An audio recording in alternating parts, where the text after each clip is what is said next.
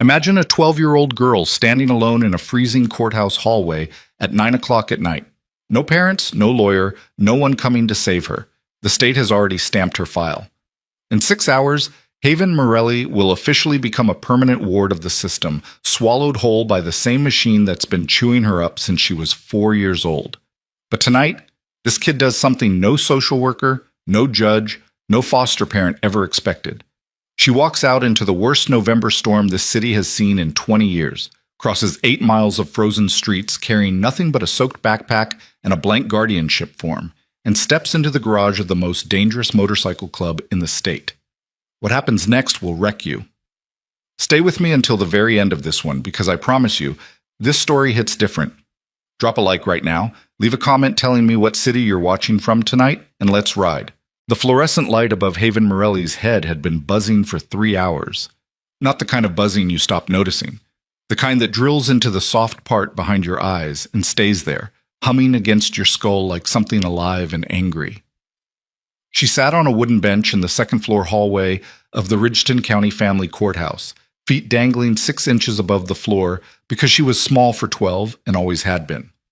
Small for 12, small for 10, small for 8. Every foster home noted it in her file like a warning label. Undersized, quiet, does not engage. She didn't engage now either. Rain hammered the windows beside her in sheets so thick the parking lot lights looked like smeared yellow bruises through the glass.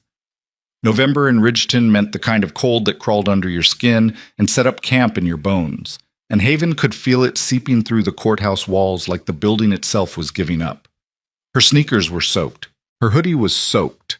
The backpack sitting between her feet had a broken zipper and held everything she owned in this world. A toothbrush missing half its bristles, 2 shirts, 1 pair of jeans with a hole in the left knee, a composition notebook filled with handwriting no one had ever read, and a blank Form 27G. Petition for emergency guardianship transfer. She'd stolen the form from the clerk's desk 40 minutes ago while the woman was arguing with someone on the phone about a parking ticket. Nobody noticed. Nobody ever noticed Haven. That was the trick she'd learned somewhere around foster home number 4. If you stayed quiet enough, still enough, if you breathed shallow and kept your eyes on the floor, you became furniture. Furniture doesn't get hit. Furniture doesn't get screamed at. Furniture doesn't get sent back. Furniture also doesn't get saved. Down the hall, behind a door with a frosted glass window, she could hear voices. Her caseworker, Denise Bowman, was in there. Judge's clerk was in there. Somebody from the state's Child Protective Division was in there. They were talking about Haven the way mechanics talk about a car that's not worth fixing anymore. What do we do with it? Where does it go? Whose budget does it come out of? She'd heard that tone before. The tired, flat, slightly annoyed tone of adults who had too many files and not enough patience, and absolutely zero interest in pretending this child was anything other than a problem to be processed. Her last foster placement had lasted 11 days. The Gardners. Nice house, 2 dogs. A backyard with a trampoline she never got to use because Mrs. Gardner decided on day 3 that Haven was too withdrawn, and Mr. Gardner decided on day 8 that having a kid who didn't smile was creepy. They called Denise on day 11 and said they couldn't do it. Couldn't do what exactly, Haven never understood. Couldn't sit in the same house as a quiet child. Couldn't tolerate the unbearable burden of a girl who took up almost no space. Before the Gardners, there was the Okafor group home. Before that, the Whelans. Before that, a temporary placement with a single mother named Darla, who drank cooking wine at breakfast and cried every night into a pillow Haven could hear through the wall. Before Darla, the names blurred together, faces blurred, kitchens blurred. The only constant was the backpack and the buzzing lights, and the courthouses and the forms and the caseworkers who never remembered her name on the first try. Haven pulled the blank guardianship form from the backpack and stared at it. Line 14, name of proposed guardian. Empty. Line 15, relationship to minor. Empty. Line 22, signature of guardian. Affirming willingness to accept legal responsibility. Empty.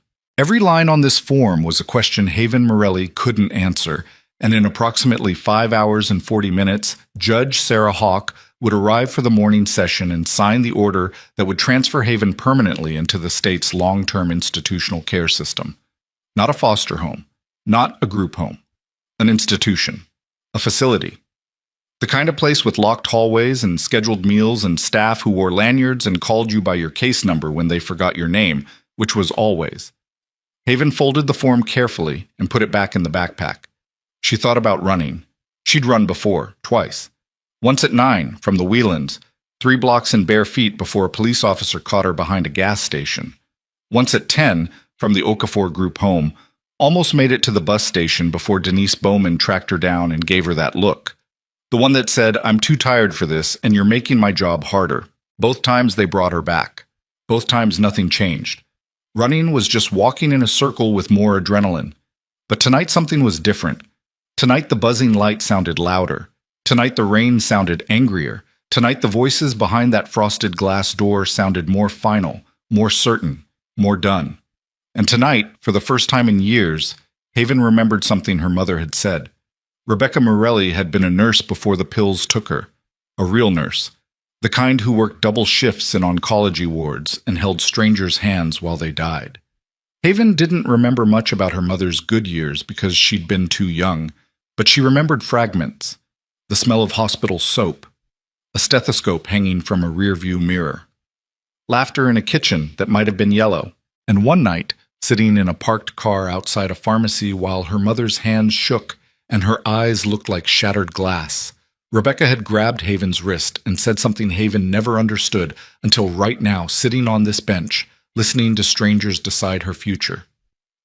"If everything falls apart," Rebecca had whispered, her breath smelling like something chemical and wrong, "you find the Storm Riders.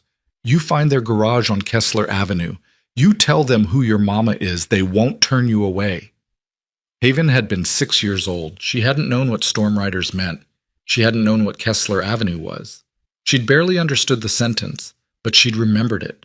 The way children remember things that sound like secrets, things that feel heavier than the words themselves, things whispered by someone who already knew they were disappearing. Rebecca Morelli had disappeared 4 months later. Overdose. Not the kind that kills you all at once. The kind that kills you slowly, piece by piece, until the state steps in and takes your daughter and you become a name in a file that nobody opens anymore. Haven stared at the rain on the window. Kessler Avenue. She didn't know where it was. She didn't know if the Storm Riders still existed. She didn't know if her mother's name meant anything to anyone anymore, or if Rebecca Morelli had been telling the truth, or if the whole memory was something Haven had built inside her own head to survive the years of nothing. But in 5 hours and 40 minutes, Judge Hawk would sign that order. And Haven Morelli was done being furniture. She stood up, pulled the backpack over her shoulders, walked past the frosted glass door without looking at it, took the stairwell down to the first floor because the elevator made noise, and noise meant attention, and attention meant someone stopping her. The security guard at the front entrance was asleep in his chair, with a newspaper folded across his chest, mouth open, breath rattling through his throat like an old engine. Haven pushed through the courthouse doors and stepped into November. The cold hit her like a wall, not the kind of cold you adjust to, the kind that steals your breath and replaces it with something sharp and empty.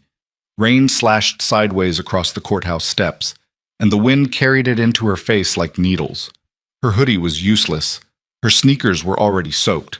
Within 30 seconds, her hands were numb. She started walking. Kessler Avenue. She'd looked it up on a library computer 6 months ago during a moment of desperate curiosity she'd never acted on.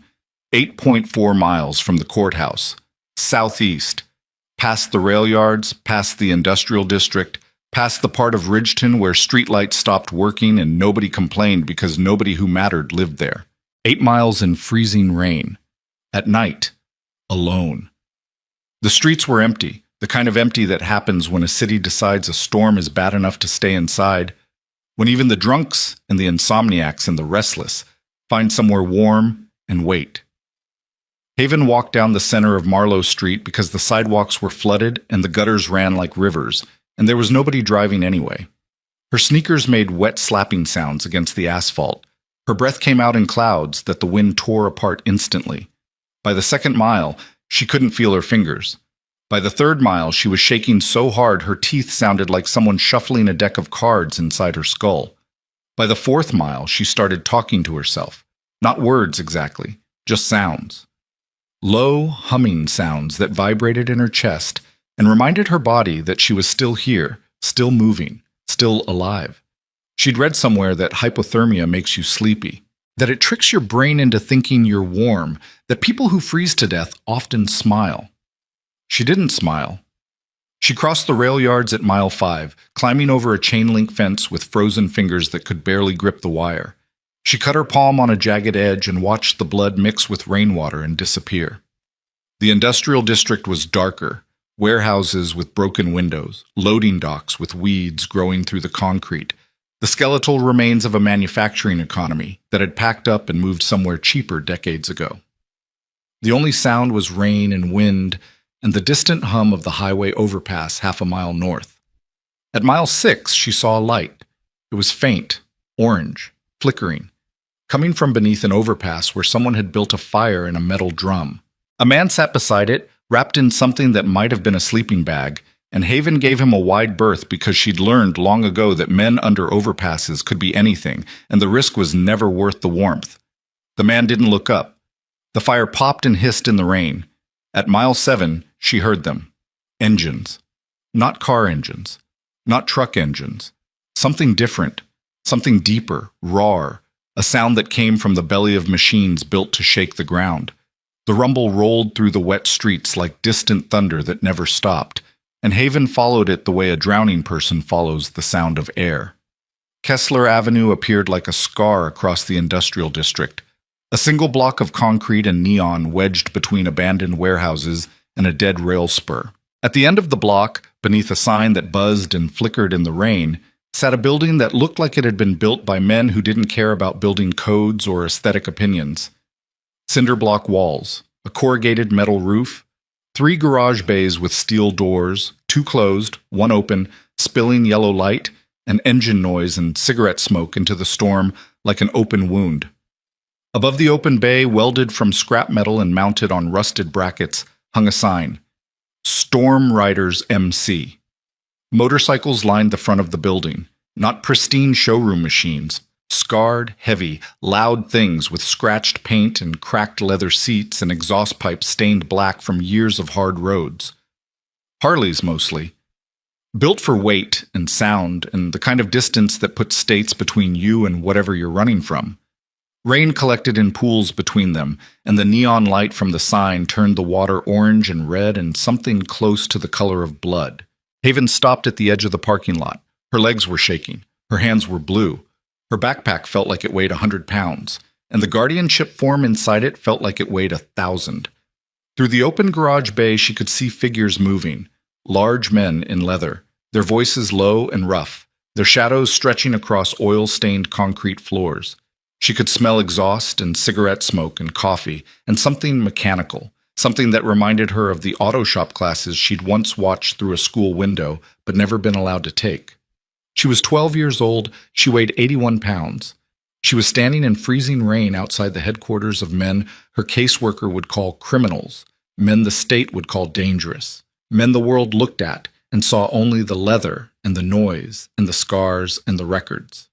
She had no other options. Haven Morelli walked across the parking lot, stepped over a puddle that reflected neon and exhaust smoke, and walked through the open garage bay into the Storm Riders clubhouse. Every conversation stopped. It didn't taper off. It didn't fade. It stopped, the way a room goes silent when something happens that nobody knows how to process. 30 men turned toward the sound of small, wet sneakers on concrete, and 30 faces shifted from confusion to alarm to something harder to name. The girl standing beneath the fluorescent lights looked like a drowned ghost. Rainwater dripped from her sleeves and pooled around her shoes. Her lips were pale.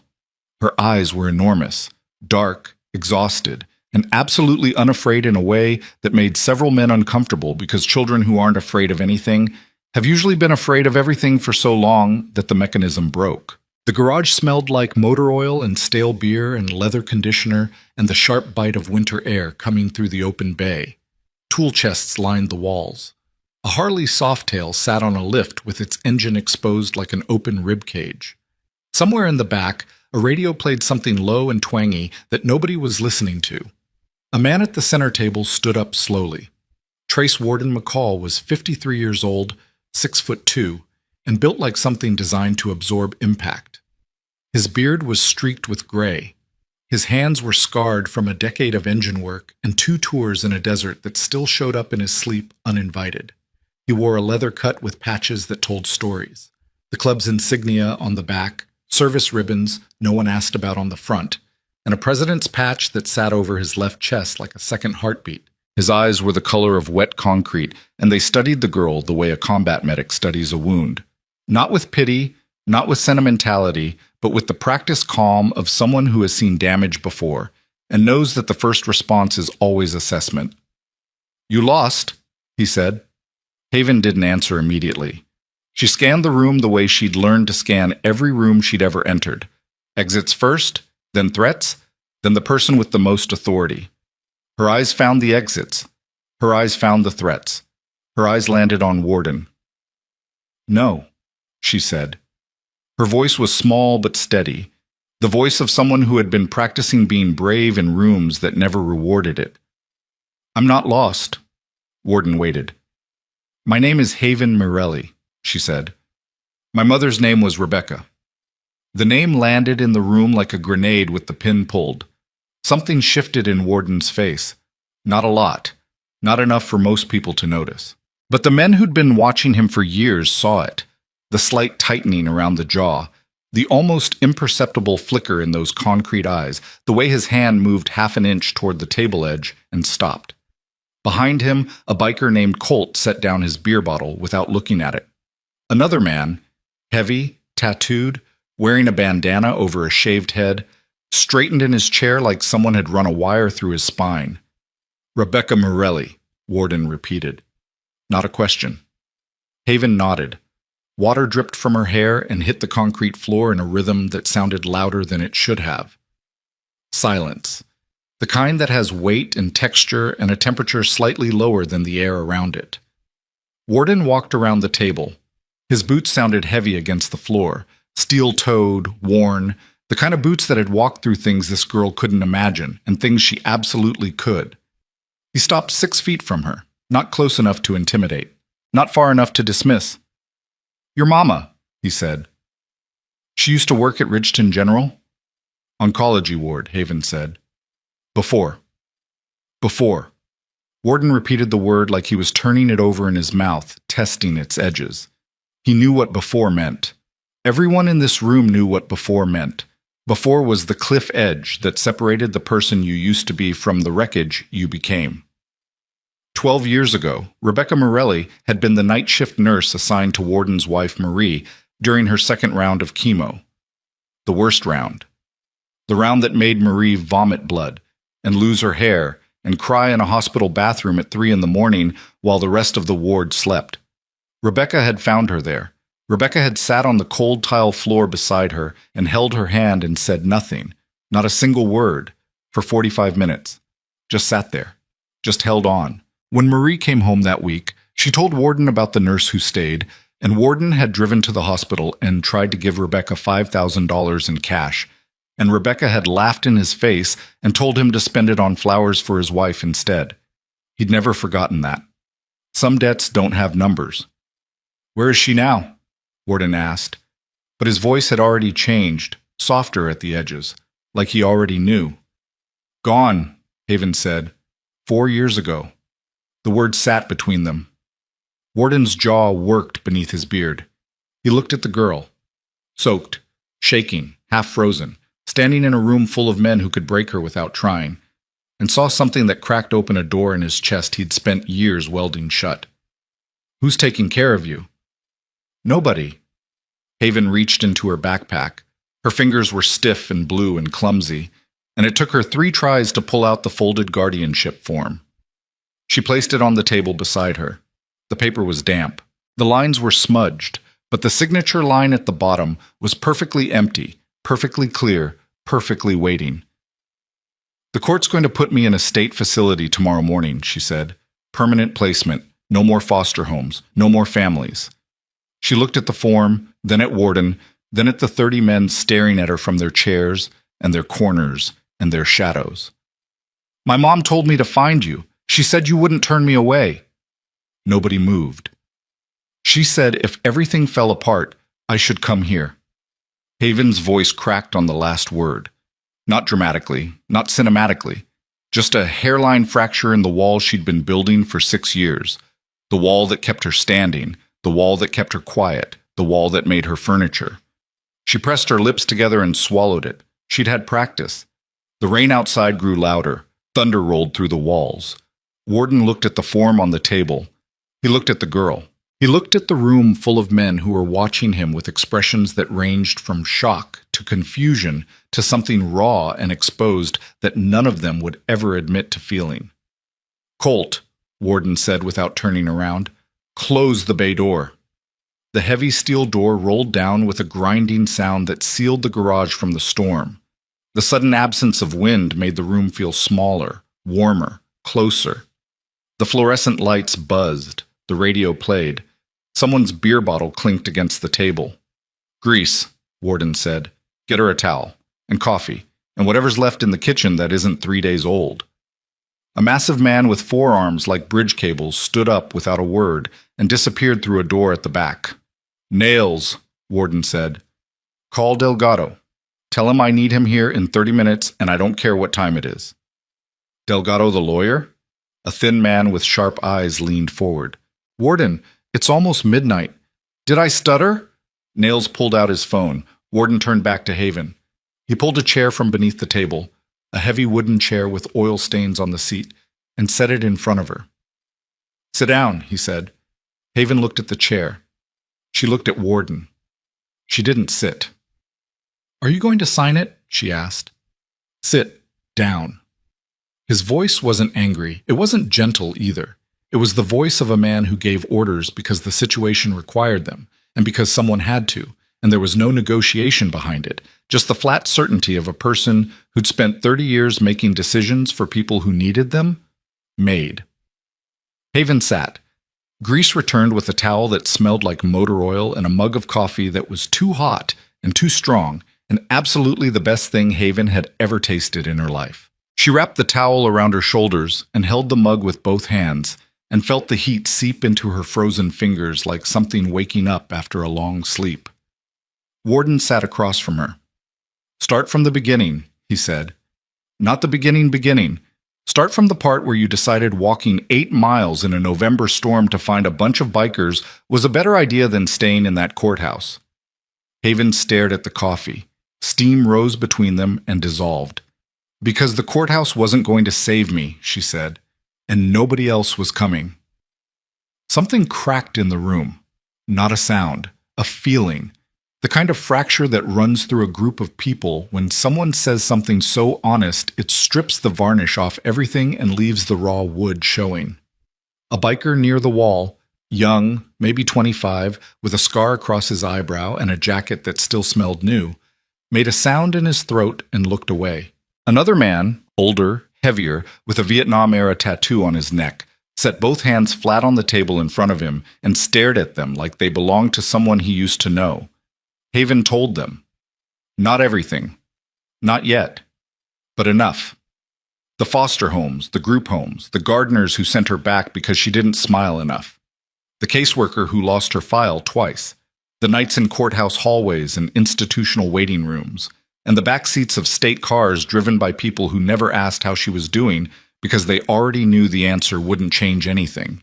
She told them about the hearing tomorrow, about Judge Hawk, about the permanent placement order that would erase what was left of her from the system's conscience and file her away in a building where children went in and statistics came out. She told them about the form. "Emergency guardianship transfer," she said, tapping the damp paper. "If someone signs line 22 before the hearing, the judge has to review it. It doesn't mean they approve it, but it stops the placement, at least temporarily." Warden picked up the form. Read it. His eyes moved slowly across the smudged text, and the room waited. "You stole this from the clerk's office," he said. She was on the phone. For the first time, something that might have been the distant cousin of a smile crossed Warden's face. It was gone before it arrived. "And you walked 8 miles, he said. 8.4. In November. I can count months." Warden set the form down. He pressed both hands flat on the table. The same gesture the older biker had made moments ago, palms down, fingers spread, the universal posture of men trying to hold themselves in place while something beneath them shifts. He turned and looked at the room. 30 men looked back. These weren't clean men. These weren't men with 401ks and homeowners insurance and weekend soccer leagues. Every man in this room carried a record, a scar, a story that started with something broken and never fully healed. Half of them were veterans who'd come home from wars the country forgot about and found that the world they'd fought for didn't have a chair with their name on it. The other half were men who'd been chewed up by the same system that was chewing up Haven: foster care, juvie, probation, poverty, the long, slow grind of being invisible in a country that only noticed you when you broke something. They'd found each other the way damaged things always find each other, not through recruitment or advertising or ideology, through gravity, through the simple animal recognition of shared wreckage. The Storm Riders weren't a gang. They weren't a brand. They were a wall built from broken bricks, and they stood because broken bricks, it turns out, locked together tighter than whole ones. "This girl's mother," Warden said, "saved my wife's life. I don't mean that as a metaphor. I mean, Marie would be in the ground right now if Rebecca Morelli hadn't been in that hospital that night." The room absorbed this. "Now, her daughter is sitting in our garage asking us a question I don't think any of us knows how to answer. But I'll tell you what I know." He picked up the form and held it so the room could see the empty signature line.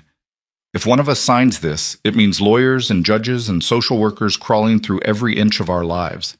It means background checks and home inspections and people with clipboards deciding whether we're fit to raise a child. It means risk, real risk, for every single one of us." He set the form down. "If none of us signs it, this kid goes into a state facility tomorrow morning and disappears. And we go back to drinking beer and fixing engines and pretending we didn't see her standing in our garage looking like the world already gave up on her." Silence. Haven stared at the coffee in her hands. She didn't look up. She didn't plead. She'd used up every ounce of courage she had walking through that garage door, and now all she had left was this: sitting very still, holding a mug of too strong coffee, and waiting for 30 strangers to decide if she was worth the trouble. Colt spoke first. "I'll sign it." Warden looked at him. "You understand what that means?" "Means I'm signing a piece of paper," Colt said. "Done stupider things for less reason." The young biker with the scar, his name was Decker, leaned forward. "Can more than one person sign?" Haven's head came up. For the first time since she'd walked through the door, something moved behind her eyes. Not hope, not yet. Something before hope. The thing that makes hope possible. Warden looked at the form again, read it again, ran his finger along line 22. "It says name of proposed guardian," he said slowly. "Singular, but it doesn't say only one." "Then I'm signing two," Decker said. "So am I," said the man with the Vietnam tattoo. "Count me in," said Grease, standing in the doorway with another pot of coffee. And then it happened. One by one, voice by voice, chairs scraping against concrete, boots hitting the floor, men standing up around that garage like dominoes falling in reverse, not collapsing, but rising. 30 voices. 30 names. 30 damaged, scarred, imperfect men who had never been anyone's first choice for anything volunteering to be legally responsible for a child they'd met 12 minutes ago. Haven's hands shook around the coffee mug. Not from the cold this time. Warden watched the room. Something moved through his face that he would never describe and no one would ever ask about. A current running beneath the concrete surface, deep and old and dangerous in the way that real feeling always is when you've spent decades burying it. He picked up a pen from the table. He looked at Haven. "Your mama," he said quietly, "was right about us." He signed line 22. Then he passed the pen to Colt. Haven pressed her face into the oil-stained towel and made no sound at all, and the men around her pretended not to notice because they understood, all of them, in their own broken ways, that some tears are structural, not emotional. Some tears are the sound of walls coming down. 20 minutes later, Delgado arrived. Victor Delgado was 51, divorced twice, and the only attorney in Ridgeton County who'd take a call from the storm riders at midnight without hesitation. He walked into the garage carrying a leather briefcase and wearing a suit that looked like he'd slept in it, which he had. He looked at Haven. He looked at the form. He looked at the 30 signatures crammed into a space designed for one. "You're all insane," he said. "Noted," Warden said. "Now tell us how to make it legal." Delgado sat down, opened the briefcase, and began pulling out documents. His face was tired, but his eyes were sharp. And as he read the form and listened to Haven's situation and reviewed the state's custody protocols, something happened to his expression that he tried very hard to hide. Something softened. Something opened. He'd spent 20 years defending men the system called dangerous, and tonight a girl who the same system called disposable was sitting in front of him asking for the same thing every client he'd ever represented wanted: someone to stand between her and the machine. "Okay," he said, rubbing his eyes. "Here's the problem. Emergency guardianship requires a demonstrated relationship between guardian and minor. You've known this child for," he checked his watch, "40 minutes. Her mother saved my wife," Warden said. "That's not a legal relationship, Trace." "Then make it one." Delgado stared at him. "You want me to build a legal framework for collective guardianship by a motorcycle club before a judicial hearing that starts in—" He checked his watch again. 7 hours? 6 hours and 52 minutes, Haven said quietly. Everyone looked at her. "I counted," she said.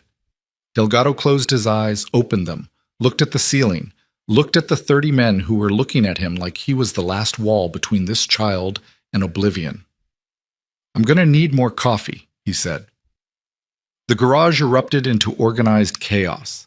Nails began pulling documents from a filing cabinet that hadn't been opened in years: incorporation papers, tax records, community service logs. Grease cleared the center table and covered it with legal pads. Colt started making phone calls to people whose names Delgado wrote on napkins. A family court clerk he knew, a social worker who owed him a favor, a retired judge who might be willing to consult at 1 a.m. if the reason was good enough. Warden sat beside Haven. "You should sleep," he said. "Can't. Can't or won't." Haven looked at him. In her eyes was something Warden recognized from his own reflection: the specific, calibrated exhaustion of a person who learned early that closing your eyes means losing control, and losing control means losing everything. "If I sleep," she said, "I'll wake up and this won't be real." Warden didn't argue. He didn't comfort her. He didn't promise her anything. He just sat there, 6'2" of scarred leather and engine grease and buried grief, and let her stay awake beside him while the storm raged outside and lawyers argued inside and the clock above the garage door counted down the hours until a judge would decide if 30 broken men could hold one broken girl together. At 2:47 a.m., Warden's phone rang. He answered it, listened. His face didn't change, but his hand tightened around the phone until his knuckles went white. "When?" he said. He listened again. "How much?" He listened. "Who filed it?" He listened one more time. Then he hung up and sat very still for a long moment while the garage hummed with activity around him. "Delgado," he said. The lawyer looked up from a stack of papers. "We have a problem." Warden's voice was flat, controlled. The voice of a man who has just received information that changes everything and is deciding how much of the damage to show. "The state filed an emergency motion 30 minutes ago. They know she's gone. They know she's here. And they're sending marshals at first light to take her back." The garage went quiet. Haven set down her coffee mug. Her hands weren't shaking anymore. The word marshals moved through the garage like a virus. You could see it infect each man differently. Colt's jaw locked sideways like he was biting down on something made of metal. Decker's hand dropped to the table edge and gripped it. Grease set the coffee pot down too hard, and the glass cracked against the burner plate, and nobody flinched because nobody was listening to anything except the silence that followed Warden's voice. Haven sat perfectly still. She'd heard the word before. Marshals had come to the Okafor group home once, looking for a 16-year-old boy who'd run. She remembered the boots. She remembered the badges. She remembered the way the boy looked when they brought him back. Not scared, not angry, just empty. Drained of whatever had made him run in the first place, like they'd confiscated the last thing inside him that still worked. How long? Delgado asked. His pen had stopped moving. His legal pad sat in front of him, covered in notes that suddenly looked like a language nobody spoke anymore. First light, Warden said. So we've got about 4 hours. That's not enough time to file a countermotion. Then find something that is enough time. Delgado rubbed his face with both hands. The sound of his palms against stubble was loud in the quiet room. Trace, listen to me. If federal marshals show up and this child is here and you refuse to hand her over, that's not a custody dispute anymore. That's obstruction. That's harboring. That's every man in this room catching charges that don't wash off. Nobody said anything about refusing. Then what exactly is the plan? Warden didn't answer. He stood at the table with his hands flat on the wood, fingers spread, shoulders carrying something heavier than his leather cut in his 53 years and his 2 tours combined. The fluorescent light above him buzzed. The cracked coffee pot leaked a thin line of brown liquid across the counter. Outside, the storm had shifted. The rain was lighter now, but the wind was worse, howling through the gap beneath the garage door like an animal testing a cage. The plan, Warden said slowly, is we walk into that courthouse before they come to us. We don't wait for marshals. We don't hide. We show up at that hearing with this girl, with these signatures, with whatever legal framework Delgado can build in the next 4 hours, and we stand in front of Judge Hawk and make our case. Our case, repeated a voice from the back of the room. Everyone turned. The man leaning against the far wall hadn't spoken until now. His name was Roach, Dennis Rochford, 47, vice president of the Storm Riders for 9 years. He was lean where Warden was solid, sharp where Warden was heavy, and the angles of his face looked like they'd been carved from something that resented being shaped. He had a cigarette behind his ear that he never seemed to light, and eyes that tracked a room the way a scope tracks a target. Slow, patient, missing nothing. Our case, Roach said again. He pushed off the wall and walked forward. His boots made no sound. He'd learned to walk quietly in places where sound meant death, and the skill had never left him. And what case is that exactly? 30 convicted felons asking a family court judge to hand them a 12-year-old girl? Not all of us have felonies, Decker said. Enough of us do. Roach stopped at the edge of the table. He looked at Haven, not unkindly, but without the softness that had infected the room since she walked in, and the absence of that softness made several men uncomfortable because Roach was usually right about the things nobody wanted to hear. Kid, I'm sorry about your situation. I mean that. But do you understand what happens to this club if we walk into that courtroom? Haven looked at him. They'll pull every record, Roach continued, every arrest, every charge, every dismissed case, and every plea deal, and every sealed juvenile file that some prosecutor with a grudge will find a way to unseal. They won't see 30 men who fixed their lives. They'll see 30 mugshots. And then they'll use those mugshots to take you away and bury this club in legal fees that'll bankrupt us before spring. The garage was quiet. The truth has a specific sound when it enters a room. Not loud, not dramatic, just the low grinding noise of something that can't be argued with settling into place. Roach, Warden said. I'm not done. Roach turned to face him. The two men stood on opposite sides of the table like chess pieces that had been moving toward each other for years. You made a promise to a dead woman's daughter based on a debt you owe a dead woman. I respect that. But you made it for all of us, Trace. You stood in front of this room and said, if one signs, we all sign. And now every man here is on the hook for a decision you made in 60 seconds. You stood up too, Colt said. I watched you. I stood up because the room was standing. That's momentum, not conviction. Roach pulled the cigarette from behind his ear and rolled it between his fingers. I'm asking the question nobody else will ask. What happens when the state digs into our background and finds out about Warden's assault charge from '09? What happens when they pull Grease's DUI? What happens when they find Decker's sealed juvie record? What happens when some social worker walks into this clubhouse and sees 30 guys who look exactly like the kind of people family courts are designed to keep children away from? Haven's grip tightened around the coffee mug.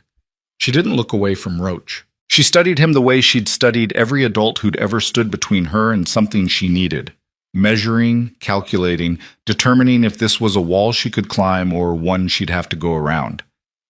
"What happens," she said quietly, "is the same thing that always happens. Adults decide I'm not worth the trouble, and I go back in the system." The sentence landed like a blade laid flat on the table, not pointed at anyone, just there, visible, cold. Roach looked at her for a long time. Something moved behind his eyes that he controlled quickly and completely, the way a man controls a flinch when you throw something at his face. He put the cigarette back behind his ear. "I'm not saying you're not worth it, kid. I'm saying worth and risk are two different conversations, and this room is only having one of them." "Then let's have both," Warden said. "Right now. Anyone who wants out, say it now. No judgment, no consequences. You walk out that door and nobody in this club says a word about it." The room held its breath. Nobody moved. Nobody spoke. Warden waited 30 seconds. Then a minute. The clock above the garage door ticked loud enough to count. Outside, the wind shifted direction, and the garage door rattled in its frame like something knocking.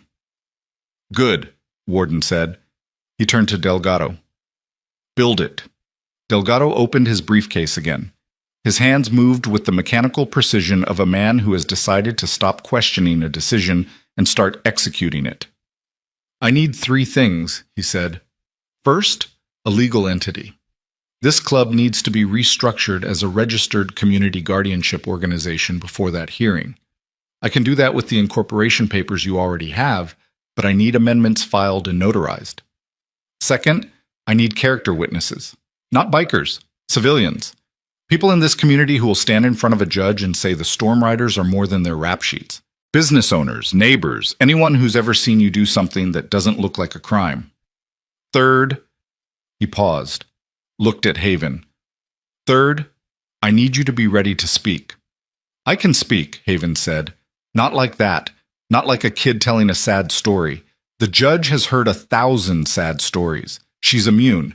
I need you to speak like someone who made a rational decision under impossible circumstances. I need you to explain clearly, calmly, without tears, why you chose these men. Not because you had no other options, because you had one option that mattered, and you took it." Haven stared at him. "That's the same thing." "In life, yes. In court, no." The next 3 hours dissolved into controlled frenzy. The garage became a command center. Nails commandeered the back office and began drafting amendment documents on a laptop so old the keys stuck. Colt disappeared into the rain and came back 40 minutes later with a notary named Wendell, who looked terrified and charged $300 cash and didn't ask questions. Grease made phone calls from a list Delgado provided. A diner owner named Marge Kessler, who'd known the club for 15 years. A mechanic named Paulie Orda, who shared shop space with the storm riders on weekends. A retired teacher named Cora Blanchard, who ran a literacy program the club had quietly funded for 6 years without telling anyone. Decker sat with Haven at the corner table. He was 25. Scar across his right eyebrow from a bottle that hit him at 14 in a group home, not unlike the ones Haven had survived. He'd been in the system too. Different city, different state, same machine.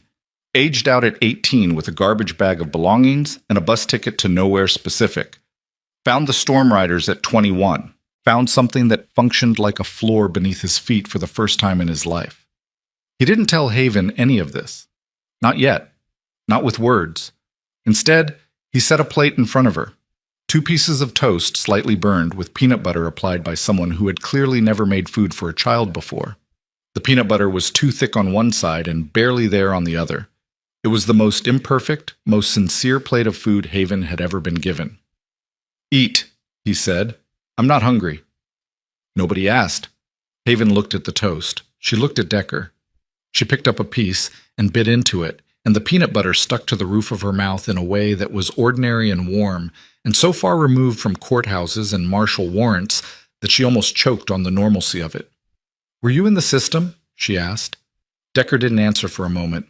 He turned his coffee mug in a slow circle on the table, the ceramic scraping against wood, and stared at something that wasn't in the room. 7 homes, he said. 4 years of juvie, 1 garbage bag. Haven chewed, swallowed. Did it get better? Decker looked at the garage around them, the men arguing over legal documents, the lawyer scribbling on yellow pads, the president of a motorcycle club standing beneath a buzzing fluorescent light at 3 a.m. trying to save a girl he didn't know 12 hours ago. It got different, he said. Different was enough. At 4:15 a.m., Warden's phone rang again. He stepped into the back hallway to take it. The hallway was narrow and smelled like old paint and the cold that leaked through the cinder block walls. He leaned against the wall and answered. Yeah. The voice on the other end was female, tired, speaking quickly. Marie, Warden said. Slow down. His wife, 51, cancer survivor. The woman Rebecca Morelli had held in a hospital bathroom at 3 a.m. 12 years ago. Marie McCall was at home in bed when the calls started. First from Nails, then from Colt, then from someone at the courthouse whose name she didn't recognize. She'd been awake for an hour now, putting together pieces of a story that didn't make sense and made all the sense in the world. Is she safe? Marie asked. She's here. Is she eating? Warden almost smiled. Almost. Decker made her toast. Decker can't make toast. She's eating it anyway. A pause. The kind of pause that happens between two people who have been married long enough that silence carries more information than words. Warden could hear his wife breathing. He could hear the old clock in their kitchen ticking through the phone. He could hear the furnace running. Rebecca's daughter, Marie said. Yeah. Another pause. Longer this time. Bring her home, Trace. Warden closed his eyes, pressed his forehead against the cold wall. The cinder block felt like ice against his skin, and he stayed there, leaning, breathing, holding the phone against his ear like a lifeline thrown across the distance between who he was and who he needed to be in the next 4 hours. That's what I'm trying to do, he said. No. Marie's voice changed, harder. The voice of a woman who had stared down cancer twice and beaten it both times through sheer refusal to negotiate with death. I mean, bring her home, our home, tonight, after the hearing. Whatever happens in that courtroom, she sleeps in a real bed tonight. Not a clubhouse, not a state car, a bed. Marie, don't Marie me. I spent 12 years knowing I owed that woman my life and having no way to pay it back. Now her daughter is standing in your garage and you're going to tell me we don't have room? Warden said nothing. We have room, Trace. I know we do. He hung up, stood in the hallway for another 30 seconds, breathing. Then he walked back into the garage and every man in the room could see something had shifted in his face. The weight was still there, heavier than before, but beneath it was something else. Something that looked like a foundation being poured. At 5:30 a.m., Roach found Warden alone at the table. Everyone else was occupied. Delgado was on the phone with the family court clerk. Nails was printing documents in the back office. Colt and Grease were loading a van with the paperwork and supplies they'd need for the hearing. Haven was asleep. She'd fought it for hours, but her body had finally overruled her fear, and she'd fallen asleep in the corner chair with the oil-stained towel wrapped around her shoulders and her head tilted against the wall at an angle that would hurt when she woke up. Decker sat 3 feet from her, not sleeping, not talking, just present in the way a guard dog is present, still and watching and absolutely certain of his purpose. Roach sat across from Warden. He set 2 mugs of coffee between them. The gesture was peace offering and war counsel and something older than both. I need to tell you something, Roach said, and you're not going to like it. Warden picked up his coffee. When have I ever liked anything you tell me? Roach didn't smile. I made some calls, independently, while Delgado was working. Calls to who? A contact at the state's Child Protective Division. Someone I know from when my sister's kids went through the system. She owed me. Roach leaned forward. His voice dropped. Not because anyone was close enough to hear, but because the weight of what he was about to say required a lower register. Trace, the state didn't file that emergency motion because the girl ran. They file motions when kids run all the time. That's paperwork. That's routine. Then why? Because someone called it in. Someone told the state specifically where Haven was headed. Someone told them the storm riders were involved. And the state's response wasn't routine. It was elevated. Immediate martial deployment. That's not what happens when a foster kid goes missing. That's what happens when someone with authority makes a phone call and says, "Act now." Warden set his coffee down. The mug hit the table harder than he intended. Brown liquid sloshed over the rim and pooled against the wood. Who? My contact didn't have a name. She had a department. The call came from inside the county's family court system. Roach paused. Let that land. Someone in that courthouse knew the girl was going to run, knew where she was going, knew about us. The buzzing fluorescent light above them popped once, flickered, steadied. Shadows jumped across the walls and settled. That's impossible, Warden said. She didn't tell anyone. She stole the form and walked out. She stole the form from the clerk's desk, the clerk who was on the phone. What if the clerk wasn't distracted? What if the form was left there for her to find? Warden stared at Roach. The implications stacked up behind his eyes like rounds being loaded into a magazine. 1, 2, 3, each one heavier than the last. You're saying this was a setup.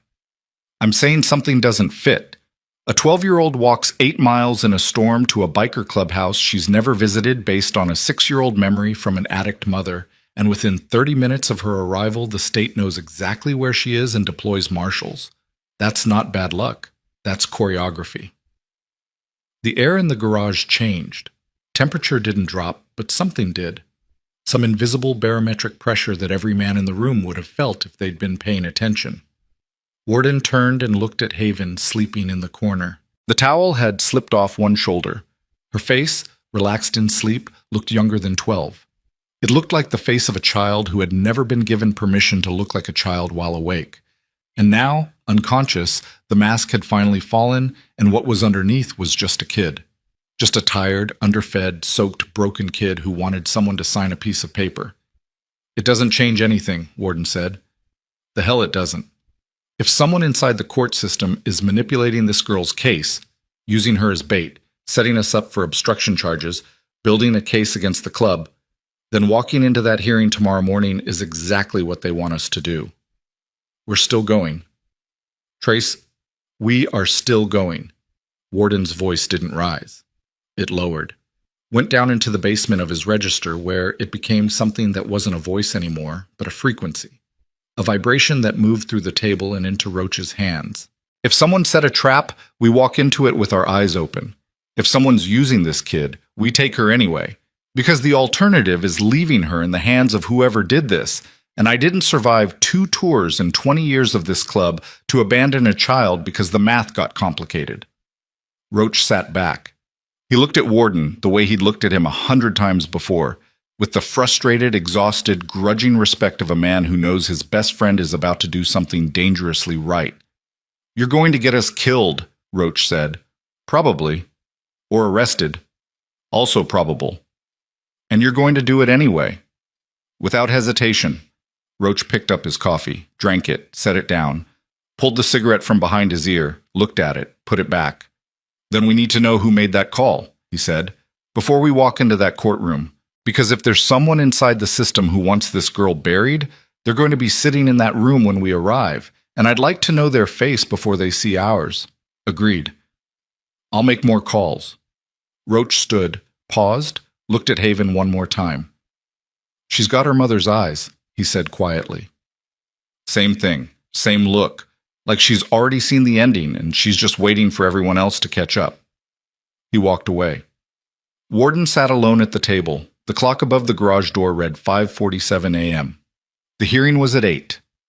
In 2 hours and 13 minutes, 30 men in leather would walk through the doors of Ridgeton County Family Courthouse and stand in front of a judge and ask for something no court had ever granted before.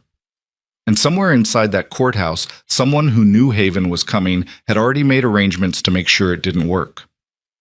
At 6:15, Warden woke Haven. He did it by setting a fresh cup of coffee on the chair arm beside her. The click of ceramic against wood was enough. Her eyes opened instantly. Not the slow, blinking awakening of someone rising from rest, but the immediate total alertness of a person whose body has been trained to register every sound as a potential threat. She was awake and scanning the room before her first breath. It's 6:15, Warden said. We leave in an hour.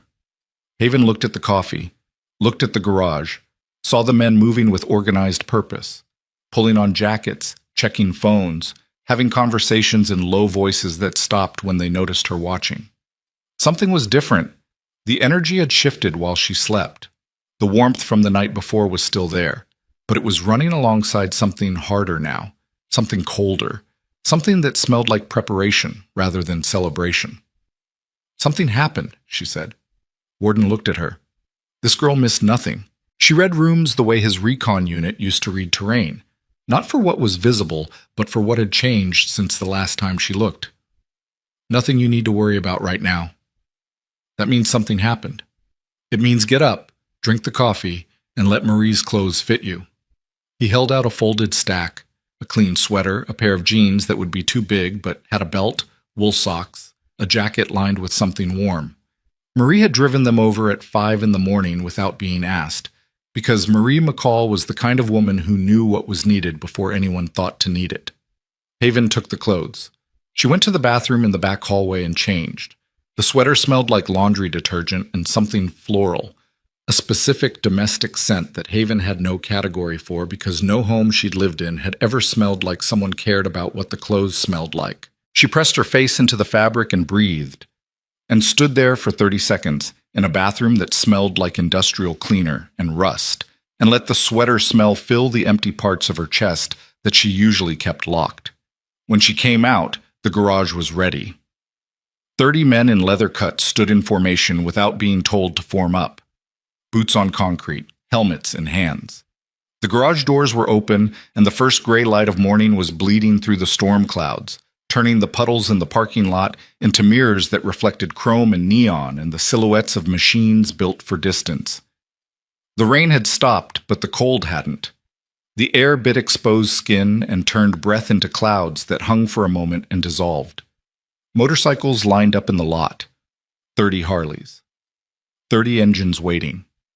Delgado stood beside the van with his briefcase and a stack of documents 6 inches thick and an expression that was equal parts terror and determination. Beside him, 3 civilians waited. Marge Kessler from the diner wearing a dress she clearly hadn't worn in years. Paulie Orta in a clean flannel shirt with engine grease still visible under his fingernails. Cora Blanchard with reading glasses and a folder of her own. Warden walked to the front of the formation. He turned and faced his club. The gray morning light hit him from behind, and for a moment he was just a shape, broad, dark, outlined in cold winter dawn like something cut from iron and planted in the ground. "Nobody speaks in that courtroom unless Delgado says so," he said. "Nobody reacts to anything the state says, no matter what they call us, no matter what they bring up.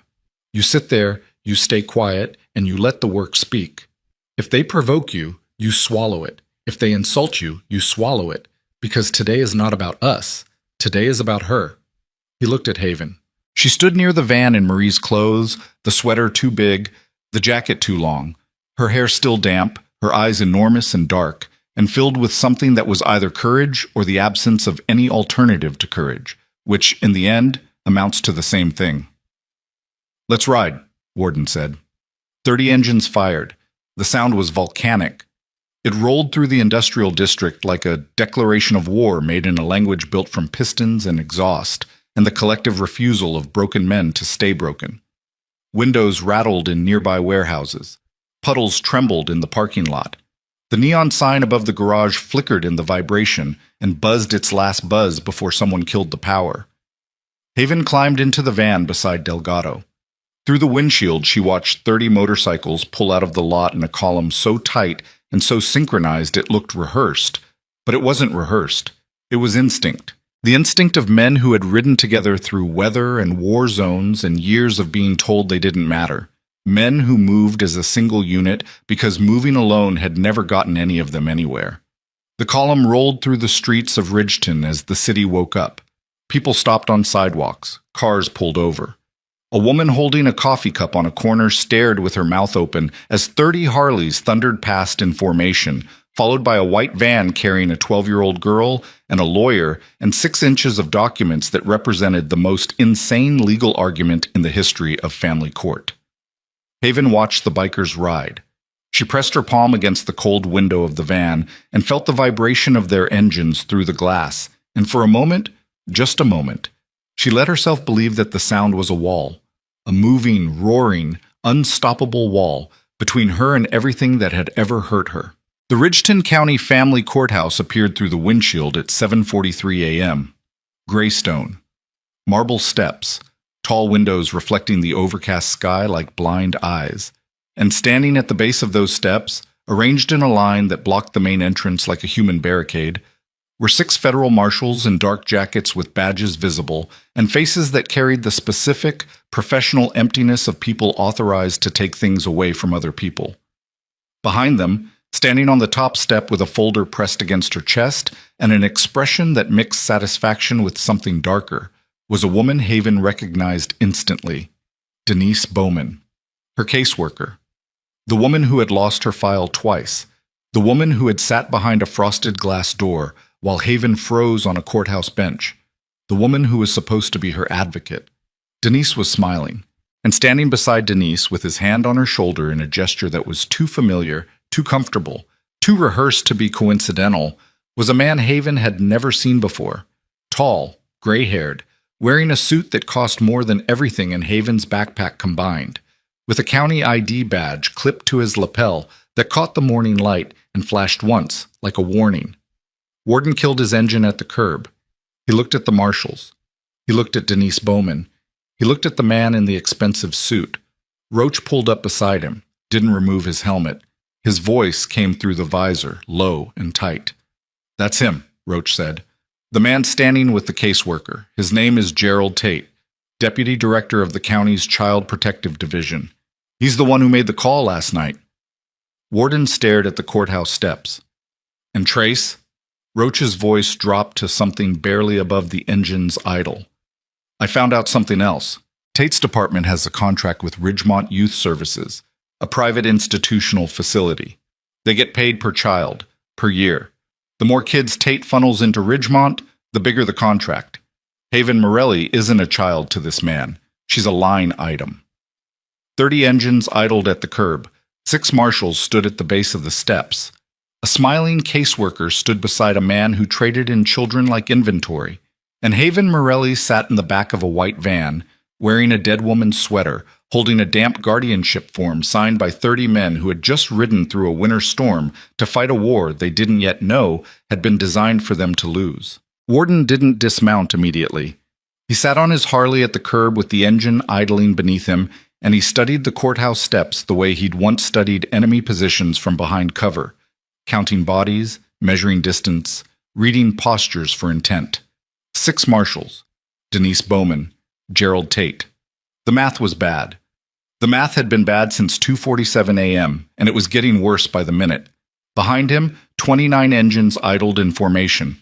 The collective rumble bounced off the courthouse's stone facade and came back changed, deeper, heavier, as if the building itself was absorbing the sound and returning something colder.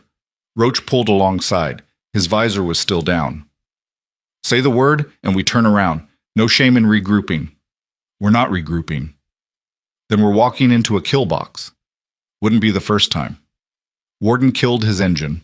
The sudden silence was louder than the noise had been. He swung his leg over the seat and stood, and the motion rippled backward through the formation. One by one, 29 men dismounting, 29 kickstands hitting asphalt, 29 helmets coming off and being hung on handlebars. The sound of boots on wet pavement moved through the morning like a slow drumbeat. Haven watched through the van's windshield. Her fingers were pressed against the glass so hard the tips had gone white. She could see Denise Bowman on the steps, the woman who had promised her 3 years ago, in a voice that sounded rehearsed even then, that the system was designed to protect her. The woman who forgot her name on intake forms. The woman who once left her sitting in a courthouse hallway for 6 hours without water because a parking ticket phone call was more important. Denise was still smiling. The smile hadn't moved. It sat on her face like something painted there by someone who understood the shape of smiles, but not the reason for them. "Stay in the van," Delgado said to Haven. He was gathering documents, his hands moving fast, a pen clenched between his teeth. "Until I signal, you stay right here." "Why?" "Because the marshals are here for you, and if you step out before I've established our legal position, they can take you into protective custody on site. Right now you're in a vehicle with your attorney present. That's a gray area. I need the gray area." Haven looked at the marshals, looked at Delgado, understood. Gray areas were the spaces where people like her survived, the gaps between rules, the silences between sentences, the seconds between one adult's decision and another's. She stayed. Warden walked toward the courthouse steps. He walked slowly, deliberately, the way a man walks when he knows every eye is on him, and every step is being measured and recorded. His boots hit the wet marble with a sound that carried. Behind him, Colt and Roach flanked. Not too close, not too far. The formation spread across the sidewalk in a crescent that wasn't aggressive but wasn't passive either. 30 men in leather, standing in the gray morning light, steam rising from their bodies in the cold air. The lead marshal stepped forward. Young, 30-something, clean jaw.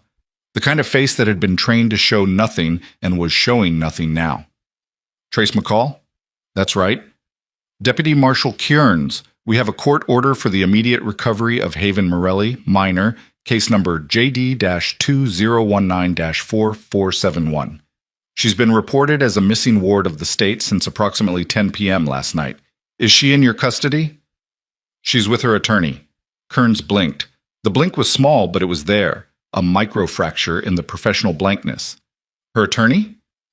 Victor Delgado, licensed in this state. Retained as counsel for the minor as of 12:37 a.m. Warden's voice was flat, measured, every word placed like a brick. The minor is not missing. She voluntarily sought assistance from a community organization and was provided emergency shelter, food, and legal representation, all of which, I believe, is within her rights.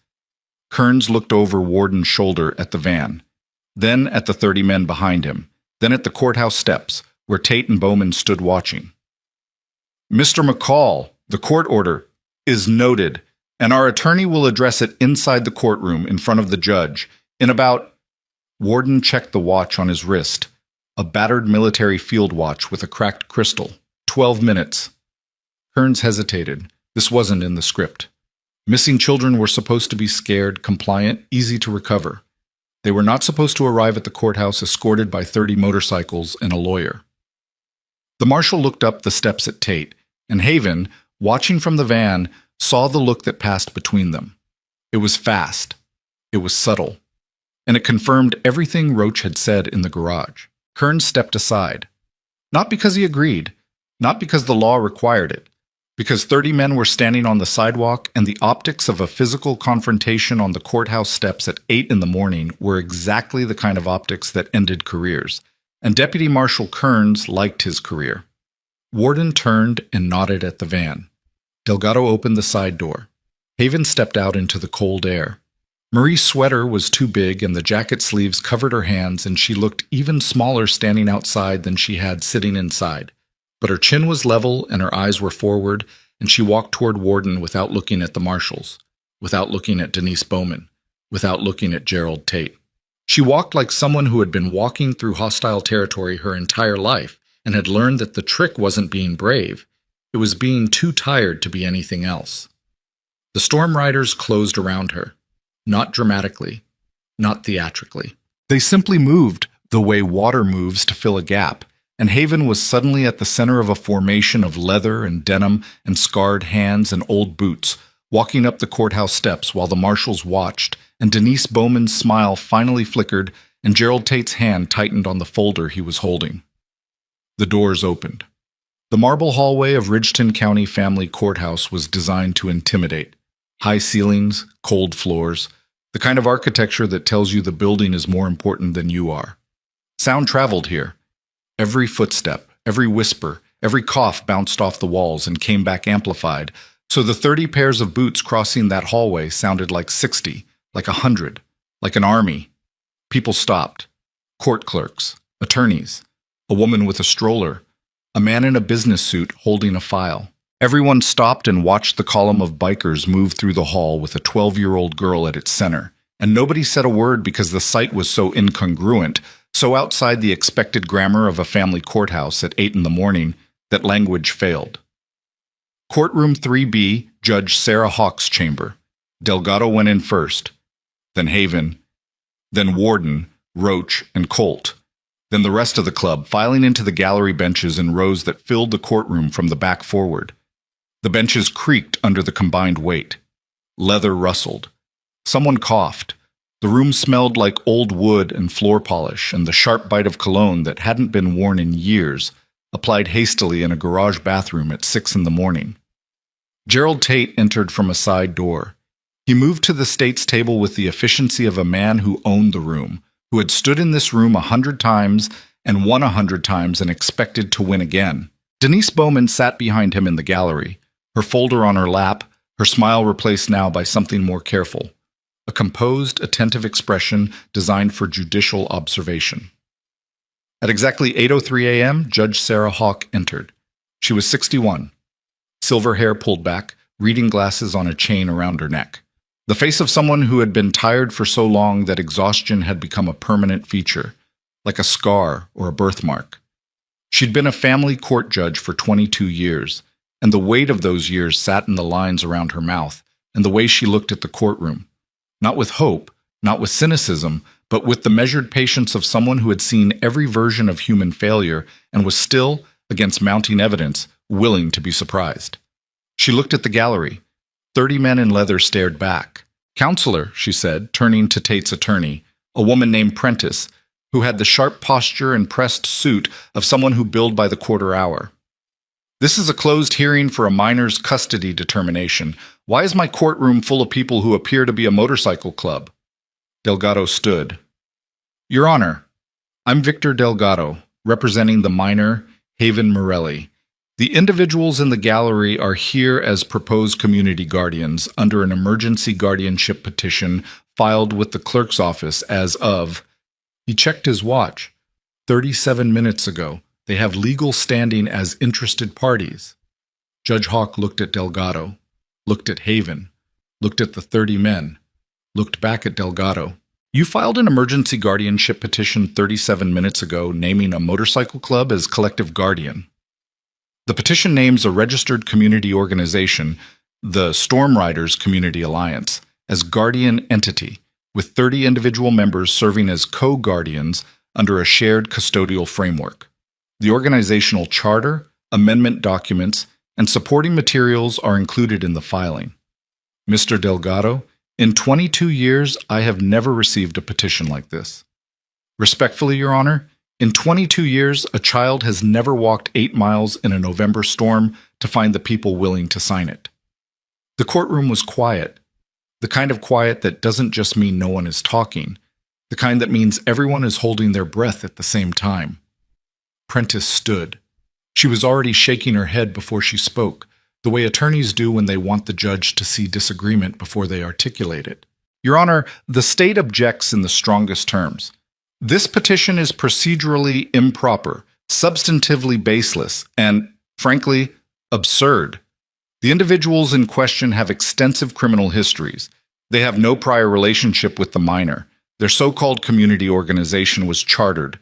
She picked up a document and read it like it smelled bad. 4 hours ago. "This is a stunt designed to obstruct the state's lawful custody of a child who—" "Who what?" Haven said. The courtroom turned. Haven was sitting at the table beside Delgado, her hands folded in her lap, the sleeves of Marie's sweater covering her fingers. Her voice was small, but it carried. It carried the way a struck match carries in a dark room. Not loud, but visible. "Your Honor." Prentice pivoted toward the bench. "The minor should not be addressing the court directly." "The minor has a name," Judge Hawk said, "and I'll hear from whoever I choose to hear from in my courtroom." She turned to Haven. "Go ahead." Haven swallowed. Her fingers tightened inside the sweater sleeves. She could feel the entire room pressing against her. 30 bikers behind her, 6 marshals somewhere outside. Gerald Tate 12 feet to her left with his expensive suit and his county badge and his smile that was exactly like Denise Bowman's smile, except more expensive. "She was going to say who ran away," Haven said. "That's what they always say. The child ran away. Like it's something I did wrong. Like leaving a courthouse hallway where nobody was watching me and nobody was coming for me and nobody cared whether I ate or slept or froze is something I should apologize for." She looked at Tate. looked directly at him for the first time. And Tate looked back, and in that exchange something passed between them that had nothing to do with law or custody or procedure. It was the recognition of predator and prey, the ancient calculation that both of them were making simultaneously, measuring each other's capacity for damage. "I didn't run away," Haven said. "I went looking for help. There's a difference." Judge Hawk studied the girl for a long moment. Then she put her glasses on, opened the petition, and began to read. The next 40 minutes were legal combat. Prentice attacked the petition from every angle: procedural deficiency, lack of established relationship, criminal backgrounds, the organizational charter's age, the absence of home study reports, the impossibility of collective guardianship under existing statute. She was thorough and sharp and absolutely relentless, and every argument she made was technically correct in the way that technical correctness can be used as a weapon against people who don't have access to the same rules. Delgado parried. He was slower, rougher, less polished than Prentice, but he had something she didn't: the 3 civilian witnesses. Marge Kessler testified that the Storm Riders had eaten at her diner every week for 15 years, tipped heavily, shoveled her sidewalk without asking, and once rebuilt her kitchen stove for free when it broke in February. Polly Orta described sharing shop space and tools, and described men who kept their word and honored their debts. Cora Blanchard, small, gray-haired, fierce behind reading glasses, presented 6 years of canceled checks showing the club's anonymous donations to her literacy program. "These men," Cora said, her voice quiet but as immovable as bedrock, "have never asked for recognition. They have never asked for gratitude. They simply showed up and did the work because children in this community needed someone to show up and do it." Prentice objected. Tate wrote notes. The clock on the wall ticked. At 9:17 a.m., Judge Hawk called a recess. The courtroom emptied slowly. Bikers filed into the hallway. Haven sat at the table with Delgado while he reorganized papers and made notes in margins and muttered things to himself that sounded like either legal strategy or quiet panic. Through the courtroom door, Haven could hear the bikers in the hallway. Low voices, boots on marble, the creak of leather as men shifted their weight and waited. Warden appeared in the doorway. He motioned to Delgado. Delgado excused himself and stepped into the hall. Haven was alone. Almost alone. Denise Bowman sat down in the chair beside her. Haven's body reacted before her mind did. She went still, the absolute practiced stillness of a child who has learned that stillness makes you invisible, and invisibility is the only armor available to someone who weighs 81 pounds. "Haven," Denise said. Her voice was soft, concerned, practiced. "I need to tell you something, and you're not going to want to hear it." Haven didn't respond. "These men," Denise continued, leaning closer. The smell of her perfume, something floral and aggressive, pushed into the air between them. "I know they seem like they care about you. I know last night must have felt like someone was finally listening, but Haven, they're using you." Haven's eyes moved to Denise. Just her eyes. The rest of her was stone. "The Storm Riders are under federal investigation," Denise said. The words came out smooth, rehearsed, wrapped in the silk of professional concern. "Did they tell you that? Did their president mention that the ATF has been building a case against this club for 18 months? Racketeering, tax fraud, interstate weapons violations. This petition, this whole thing, is a publicity stunt. They're trying to rehabilitate their image before the indictments come down. You're not a child to them, Haven. You're a press release." The words landed. Haven felt them land. In her chest, in the soft place beneath her ribs where she kept the parts of herself that still believed things. She felt them land, and she felt the old mechanism activate, the one that had protected her since she was 6. The shutting down, the closing off, the retreat into the small, dark room inside her where nothing could reach her because nothing was allowed in. But something was different now. Something in the way Denise's eyes moved, the way they flicked toward the courtroom door, twice, as if checking who was watching. The way her hand had landed on Haven's arm with a pressure that was too firm to be comforting and too light to be restraining. The way her perfume smelled like it had been freshly applied, as if she'd prepared for this moment the way an actor prepares for a scene. Who told you to say this to me? Haven asked. Denise's face didn't change, but her hand tightened, 1/4 of an inch of pressure, invisible to anyone watching, but Haven felt it like a vice because she had spent 12 years calibrating her senses to detect the difference between a touch that meant safety and a touch that meant control. Nobody told me anything, Haven. I'm your caseworker. I'm trying to protect. You lost my file twice. Sweetie, you left me in a hallway for 6 hours. You put me with a family that sent me back because I didn't smile. You never visited me at the Okafor home. Not once. In 8 months. Haven's voice was level. It was the voice of someone reading a list. Inventory. Facts. Items on a receipt. And now you're sitting next to me in an empty courtroom telling me the only people who have fed me in the last 24 hours are the ones I should be afraid of. Denise pulled her hand back. The mask slipped. Not much, not all the way, but enough. Beneath the professional concern was something older and meaner, something that looked like frustration mixed with the particular anger of an adult who has been caught by a child and doesn't know how to recover. Haven, I know you're upset. I'm not upset. I'm paying attention. There's a difference. The courtroom door opened. Delgado walked in, saw Denise, and stopped. Behind him, Warden's shadow filled the doorframe. Miss Bowman, Delgado said. His voice had the temperature of January asphalt. You're speaking to my client without her counsel present. I'm going to need you to leave this table immediately. Denise stood. She smoothed her skirt. She picked up her folder. She looked at Haven one more time with an expression that was trying to be sympathetic, but was actually a warning. The look of someone who has just lost a battle and is already calculating the cost of the next one. She left. Delgado sat down. What did she say to you? Haven repeated it. All of it. The federal investigation, the ATF, the racketeering charges, the claim that the Storm Riders were using her as a press release. She repeated it with the flat precision of someone who understood that information was the only weapon available to her and accuracy was the only way to keep it sharp. Delgado listened.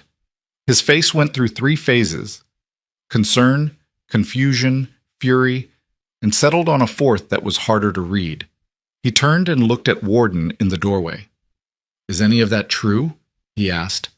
The question sat in the room like a grenade. Warden walked in, closed the door behind him. The courtroom suddenly felt smaller, the high ceilings lower, the walls closer, the air thicker. He sat down across from Delgado and Haven, and for a moment he said nothing. He just sat there, his hands on the table, the scars on his knuckles catching the overhead light, and looked at the lawyer with an expression that was not defensive, not angry, but weary in the way that only the truth makes people weary. 18 months ago, Warden said, the ATF opened an investigation into a weapons trafficking ring operating out of Ridgeton's industrial district. 3 of our members were initially flagged because they work in shops near the suspected locations. The investigation found nothing. No charges were filed, no indictments were issued. The case was closed 9 months ago. He paused. I have the closure letter in a safe at the clubhouse. Then why is she saying, because a closed investigation still has a file, and a file can be waved around in a courtroom to make 30 men look like criminals whether the charges stuck or not. Warden looked at Haven.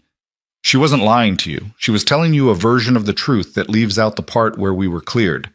That's worse than lying. That's architecture. Haven stared at him. Architecture. She turned the word over in her head. It fit.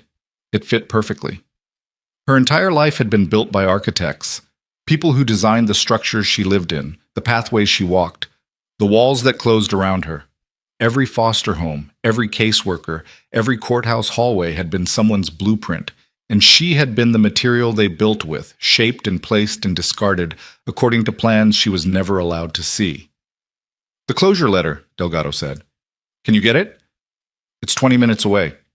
We don't have 20 minutes. Recess ends in... He checked the clock. 8. Warden pulled out his phone. Dialed. Waited. Marie. The safe into the basement. Brown envelope, top shelf, marked ATF-Ridgeton. I need you to bring it to the courthouse. Now. He paused. I know. Please. He hung up. Delgado ran both hands through his hair. It was already a mess, and the gesture made it worse. Even with the closure letter, they'll argue it shows a pattern of association. It's not proof of guilt, but it's not a clean slate either. None of us has a clean slate, Warden said. That's not what we're offering. We're offering a floor. A place for this kid to stand, dirty, cracked, imperfect. But a floor. Haven looked down at the table. Her reflection stared back from the polished wood surface. Distorted, dark, a 12-year-old girl wearing someone else's clothes sitting in a courtroom built for adults, who had spent her entire life deciding what to do with her, as if she were a piece of furniture that needed a room. "Mr. Delgado," she said. "Yeah?" "I want to testify." "You already spoke." "I want to testify, not just answer a question. I want to stand up and talk and make the judge hear me. Not the version of me that Denise tells her about. Not the version in my file, me." Delgado looked at Warden. Warden looked at Haven. The girl's eyes were dark and steady and ancient. The eyes of someone who had learned things at 12 that some people don't learn in a lifetime, and the weight of that education sat in her gaze like a stone at the bottom of a well. "If you testify," Delgado said carefully, "Prentice will cross-examine you. She will ask about every placement, every home, every time you ran. She'll make it sound like the instability was yours, not the system's. She'll use your own history against you." "My history is all I have," Haven said. "Let her use it. I know it better than she does." The recess ended. Judge Hawk returned. The courtroom refilled. Bikers in the gallery. Prentice at the state's table. Tate behind her with his folder and his badge. Denise Bowman sat in the back row, and Haven could feel her eyes on the back of her neck like a finger pressing against her spine. Delgado stood. "Your Honor, the petitioners request that the minor be permitted to give testimony regarding her preference for guardianship placement." Prentice objected. "The minor's preferences, while noted, are not determinative in custody." "Overruled," Judge Hawk said. "I'll hear the child." Haven stood up. The chair scraped against the floor. The sound was sharp and small, and it bounced off the courtroom walls and came back to her ears like an echo of all the other chairs she'd sat in and stood up from and left behind. She walked to the witness stand, sat down. The chair was too big for her. The microphone was too high. She adjusted it with both hands, and the feedback squealed briefly through the speakers and made everyone wince. And for a half-second, the absurdity of it. This tiny girl in an oversized sweater fighting a microphone in a room full of adults who controlled her fate was so stark that it cut through the legal tension like something breaking through ice. "State your name for the record," Delgado said. "Haven Morelli." "Haven, can you tell the court why you left the courthouse last night?" She didn't look at Delgado. She looked at Judge Hawk, directly at her, eye to eye. "Because nobody was coming," she said. "I sat on a bench in the second-floor hallway for 3 hours. Nobody checked on me. Nobody brought me water. Nobody told me what was going to happen to me. I could hear people behind a door talking about my case like I was a problem they were trying to get rid of before the end of their shift." She paused. Not for drama, for breath. "I've been in the system since I was 6. 7 foster homes, 2 group homes. I've had 4 caseworkers. The current one lost my file twice. She's sitting in the back of this room right now." Every head turned toward Denise Bowman. Denise's face went rigid. "I stole a guardianship form from the clerk's desk because nobody was going to give me one. I walked 8 miles in the rain because I didn't have bus money and nobody was going to drive me. I walked to the storm rider's garage because my mother told me to when I was 6 years old, and my mother was a lot of things. She was an addict and she left me and she died. But she never lied to me. Not once." The courtroom was still. The clock ticked. Somewhere outside, a car horn honked, and the sound came through the walls, distant and unreal, like a transmission from another world where people did normal things like honk at traffic. "They fed me," Haven said. "They gave me a towel.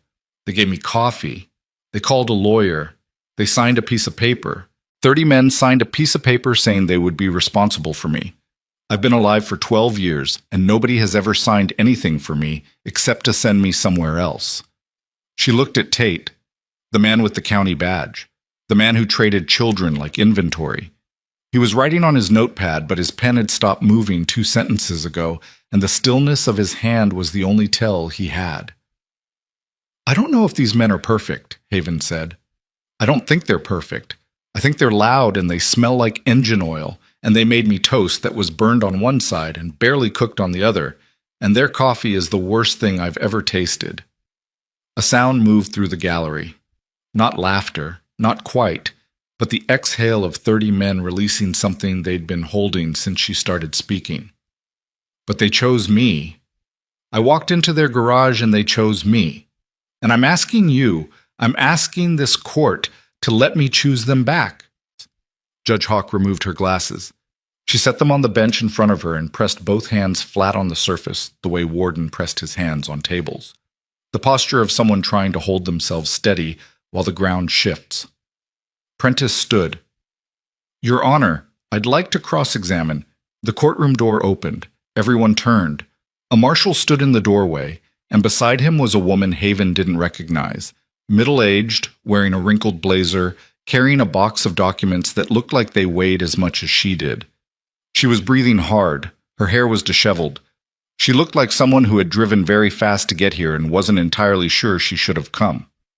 "Your Honor," the woman said from the doorway, "I apologize for the interruption.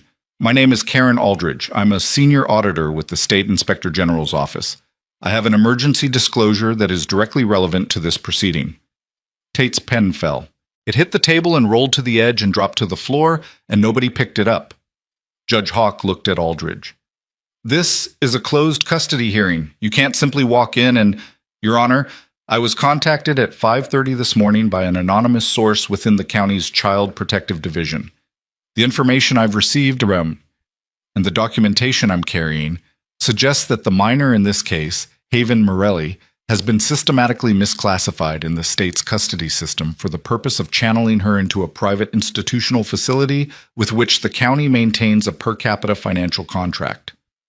The room went cold. Not figuratively. The heating system in the courthouse had been struggling all morning, and it chose this exact moment to cycle off, and the temperature dropped 3 degrees in 10 seconds, and every person in the room felt it. The convergence of physical cold and the freezing realization of what had just been said. "Specifically," Aldridge continued, stepping into the courtroom, "the documentation indicates that Haven Morelli's foster placements were deliberately destabilized by her assigned caseworker through delayed paperwork, incompatible family matching, and failure to provide mandated support services, in order to generate a pattern of placement failure that would justify permanent institutional commitment. The receiving institution, Ridgemont Youth Services, receives $47,000 per year per child from the county. The caseworker in question has facilitated the transfer of 11 children to this facility in the past 3 years. All 11 were subsequently reclassified as long-term institutional residents with no pathway to foster or family placement." Haven heard the words. She heard them the way you hear a detonation from a distance. The sound arrives after the light, and by the time your ears register what happened, the damage is already done. She looked at Denise Bowman. Denise was standing. Her folder was on the floor. Papers had spilled across the gallery bench like white leaves from a dead tree. 11 children. Not one. Not Haven. 11. 11 children systematically destroyed, their placements sabotaged, their files manipulated, their chances of family or stability dismantled piece by piece, so that a bureaucrat with a county badge could fill beds in a private facility and someone could collect $47,000 per child per year. Haven felt the floor tilt beneath her, not physically, something deeper, some foundational understanding of the world that she'd carried her entire life. The belief that the system was broken but not malicious, neglectful but not predatory, failing but not designed to fail, cracked along a fault line she hadn't known existed and began to slide. "Your Honor," Tate was standing now. His chair had been pushed back. His face had undergone a transformation that was almost mechanical. The composed authority replaced by something tighter, something that pulled at the corners of his mouth and narrowed his eyes. "This is an ambush. This woman has no standing to present unverified documentation in a closed proceeding." "Sit down, Mr. Tate," Judge Hawk said. Her voice had changed. Throughout the morning, the judge had been measured, careful, professionally neutral. Now her voice carried something that wasn't neutrality. It was the specific, controlled fury of a woman who had spent 22 years in family court, believing that the system she served was flawed, but fundamentally aimed at protecting children, and who had just heard evidence suggesting that someone had turned it into a machine for selling them. Tate didn't sit. "I said sit down." He sat. Aldridge placed the box on the state's table. She opened it and began removing documents, spreadsheets, internal memos, placement records, financial statements. Each document landed on the table with a sound that was impossibly quiet for the weight it carried. "These records show," Aldridge said, "that Gerald Tate, Deputy Director of the county's Child Protective Division, personally approved every one of the 11 transfers to Ridgemont Youth Services. They also show that Denise Bowman, caseworker of record for 9 of those 11 cases, received performance bonuses tied to successful institutional placements. The bonuses were funded by Ridgemont's parent company, Ariston Holdings, through a consulting arrangement with the county that was not disclosed in any of the placement proceedings." Haven looked at Denise. Denise looked at Haven. And in that exchange, the last piece of architecture collapsed. The careful structure of ignorance and assumption and survival that Haven had built around herself since she was 6 years old.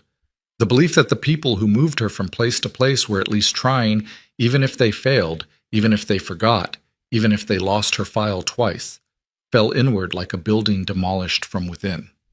She saw Denise clearly for the first time. Not a caseworker who was bad at her job. A woman who was very, very good at a different job entirely. "Your Honor." Delgado's voice cut through the silence. He was standing. His hands were shaking. Not from fear. From something that looked like rage compressed into the smallest possible space. "In light of this disclosure, I am requesting an immediate emergency stay of the state's custody order and full judicial review of the minor's case history.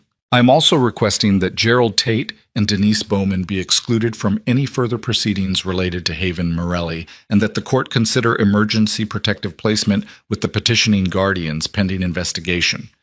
Prentice stood. Her face was white. She looked at Tate. Tate wasn't looking at anyone. He was staring at the documents on the table in front of him, the way a man stares at the ground opening beneath his feet. "Ms. Prentice," Judge Hawk said, "does the state wish to respond?" Prentice opened her mouth, closed it, opened it again. "The state requests a recess to evaluate the new evidence." Denied. "I've been sitting in this courtroom for 2 hours watching the state argue that 30 men with criminal records are too dangerous to raise a child, while the state's own employees were apparently running a pipeline that sold children to a private facility for profit." Judge Hawk's voice was quiet. It was the quietest it had been all morning. That was what made it terrifying. "We are not taking a recess. We are going to resolve this right now." She turned to Haven. The girl was still sitting in the witness chair.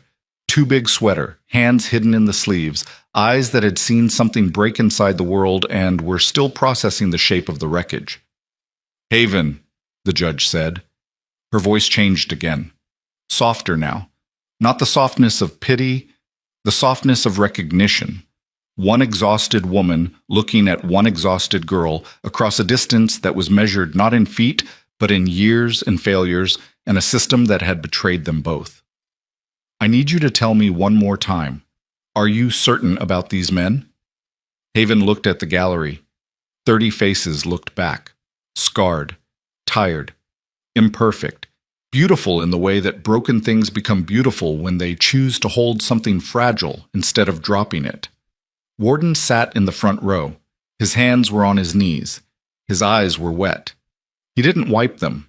He didn't look away. He just sat there and let a 12-year-old girl see the one thing he had never shown anyone in 30 years of building walls. The fact that behind the leather and the scars and the concrete and the engine noise, there was a man who was afraid. Afraid of failing her. Afraid of not being enough. Afraid that the world had broken her so thoroughly that nothing he could offer would be strong enough to hold the pieces. "I'm certain," Haven said. And the courtroom door opened again, and Marie McCall walked in holding a brown envelope and looking like a woman who had broken every traffic law in the county to get here. And behind her, in the hallway, Haven could see something that made her breath stop. A line of people. Not bikers. Not lawyers. Not marshals. Citizens. Neighbors. Strangers. People who had heard the motorcycles this morning. People who had seen the column ride through downtown. People who had somehow learned what was happening in courtroom 3B and had come to stand in a marble hallway and wait, because sometimes the world breaks in a direction that makes people want to show up.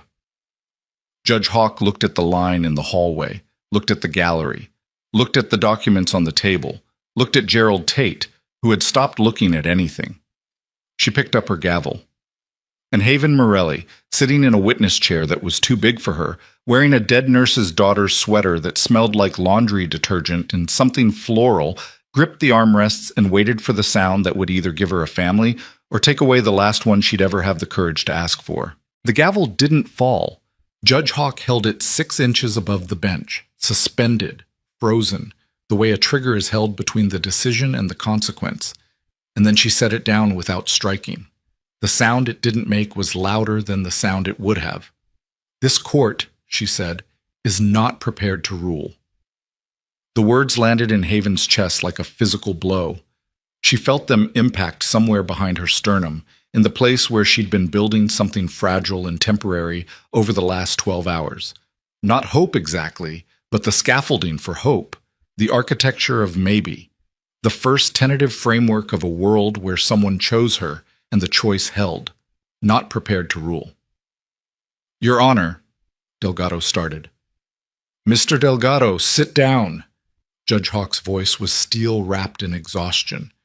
I have a 12-year-old minor in my courtroom. I have a guardianship petition unlike anything in the legal history of this state. I have an Inspector General's auditor who just delivered evidence of systemic fraud in my own county's child protective system.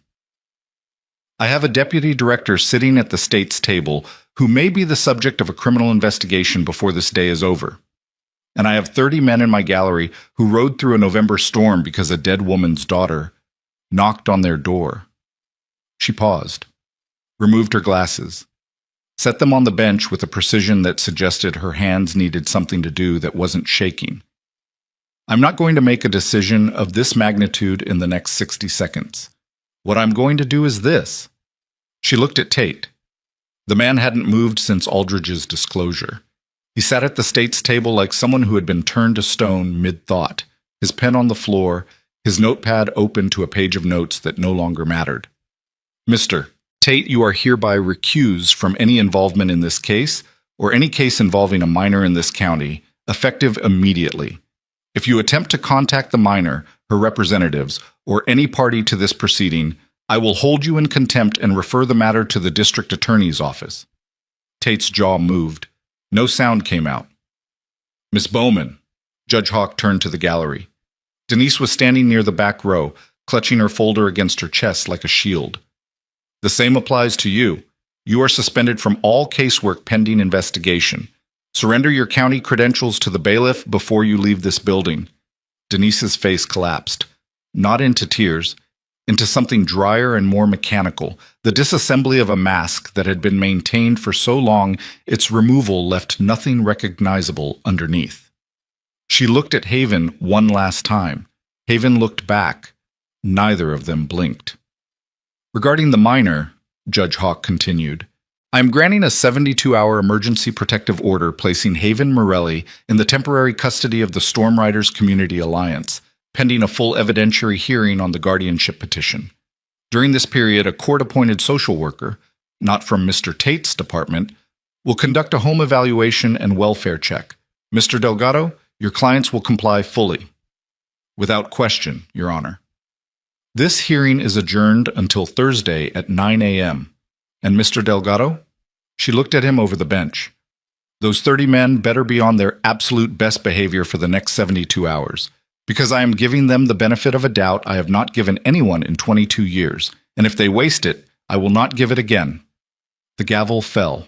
The sound cracked through the courtroom like a gunshot, and then there was motion, the kind of sudden, chaotic, released pressure motion that happens when a room full of people who've been holding their breath for 2 hours finally exhale at the same time. Bikers stood, benches creaked, voices erupted in the hallway. Delgado grabbed Haven's shoulder and squeezed once, hard, brief. The the grip of a man who didn't trust himself to speak. Haven sat in the witness chair and felt the world tilt and resettle beneath her, the way the earth feels after a tremor. The same ground, the same gravity, but everything has shifted 3 inches to the left and nothing lines up the way it did before. 72 hours. Not a victory. A window. A crack in the wall just wide enough to see light through. And if anyone on either side made a single mistake in the next 3 days, the wall would close and the light would disappear, and Haven Morelli would become the 12th name on Gerald Tate's ledger. Warden reached the witness stand. He didn't say anything. He extended his hand, palm up, open, scarred across the lifeline. Haven looked at it. She looked at the hand of a man who had killed people in a war she couldn't pronounce, and rebuilt engines in a garage she'd walked into 12 hours ago, and signed a piece of paper that said he would be responsible for her. And she placed her hand in his, and it disappeared inside his grip, the way a stone disappears inside a fist. They walked out of the courtroom together. The hallway was chaos. The line of citizens that Marie had walked through was still there, longer now, spilling out the courthouse doors and down the marble steps. Someone had called a reporter. A camera crew from a local station was setting up outside, and a woman with a microphone was trying to get statements from bikers who responded with silence and leather and the kind of stare that makes reporters reconsider their career choices. Warden pushed through the crowd with Haven beside him. Colt and Roach flanked. The formation reformed around them. Instinctive, automatic, the way a school of fish reforms around its center when a predator passes through. Outside, the air was cold and clean and smelled like rain that had recently stopped. The motorcycles waited at the curb, chrome catching the gray morning light. Haven breathed. The cold air filled her lungs, and it felt different now. Not the punishing, hostile cold of last night's 8-mile walk, but something sharper, something that felt like the first breath after being underwater. "Warden," Roach's voice, low, tight. He was standing at the edge of the steps, looking at the parking lot across the street. Warden followed his gaze. A black SUV sat in the far corner of the lot. Engine running, windows tinted, no plates. "It was there when we arrived," Roach said. "Hasn't moved. Could be press." "Press doesn't remove plates." Warden stared at the SUV. The vehicle stared back with the blank, dark patience of something that had nowhere to go and all the time in the world. He turned to Colt. "Get her in the van. Now!" Colt moved. Haven was in the van with Delgado before she fully understood why, and the door slid shut and the engine started, and through the tinted rear window she watched Warden standing on the courthouse steps, watching the black SUV, his hands at his sides, his body absolutely still in a way that wasn't calm, but was something beyond calm. The focused, deliberate stillness of a man whose training had taught him that the moment before violence is the moment you need to be the most quiet. The SUV pulled away, slowly, deliberately. It turned left on Main Street and disappeared behind the courthouse, and Warden watched it go and didn't move until it was gone, and then stood there for another 10 seconds watching the space where it had been. The convoy rolled through Ridgeton in formation. 30 motorcycles, 1 van. The sound shook windows and turned heads and drew people to their porches and storefronts, and Haven sat in the back of the van with her knees pulled to her chest and watched the city pass through the window and tried to understand what had just happened and what was going to happen next, and what the black SUV meant, and why Warden's stillness on the courthouse steps had frightened her more than anything Denise Bowman had said. They reached the clubhouse at 10:47 a.m. The garage looked different in daylight, smaller, older. The cinder block walls were stained with decades of weather, and the corrugated roof had patches of rust that looked like wounds, and the neon sign above the bay door was off now, and without its light, the words Storm Riders, MC looked faded and tired, like a tattoo on aging skin. But inside, the garage was warm. Someone had turned on the space heaters. The coffee was fresh. The table where Haven had sat 12 hours ago had been cleared and cleaned, and there was a plate of sandwiches that looked like they'd been made by men who understood the structural principles of sandwiches, but not the aesthetic ones. Marie McCall was waiting. She was standing by the back door with her coat still on and her car keys still in her hand, and the brown envelope that contained the ATF closure letter pressed against her ribs. She was 51 and looked it, not in a way that suggested age, but in a way that suggested survival, The kind of face that has been through something that permanently rearranges the relationship between a person and their reflection. She had sharp blue eyes and gray-streaked hair pulled into a ponytail, and hands that were strong from years of physical therapy after chemo, left her muscles wasted and her determination intact. She saw Haven. Haven saw her. Neither of them moved for a moment. The moment stretched. It stretched past the point of comfort and into something that felt like a negotiation being conducted without words. Two people deciding simultaneously how close to let the other one come. Marie walked to her. Stopped 3 feet away, close enough to touch, far enough to breathe.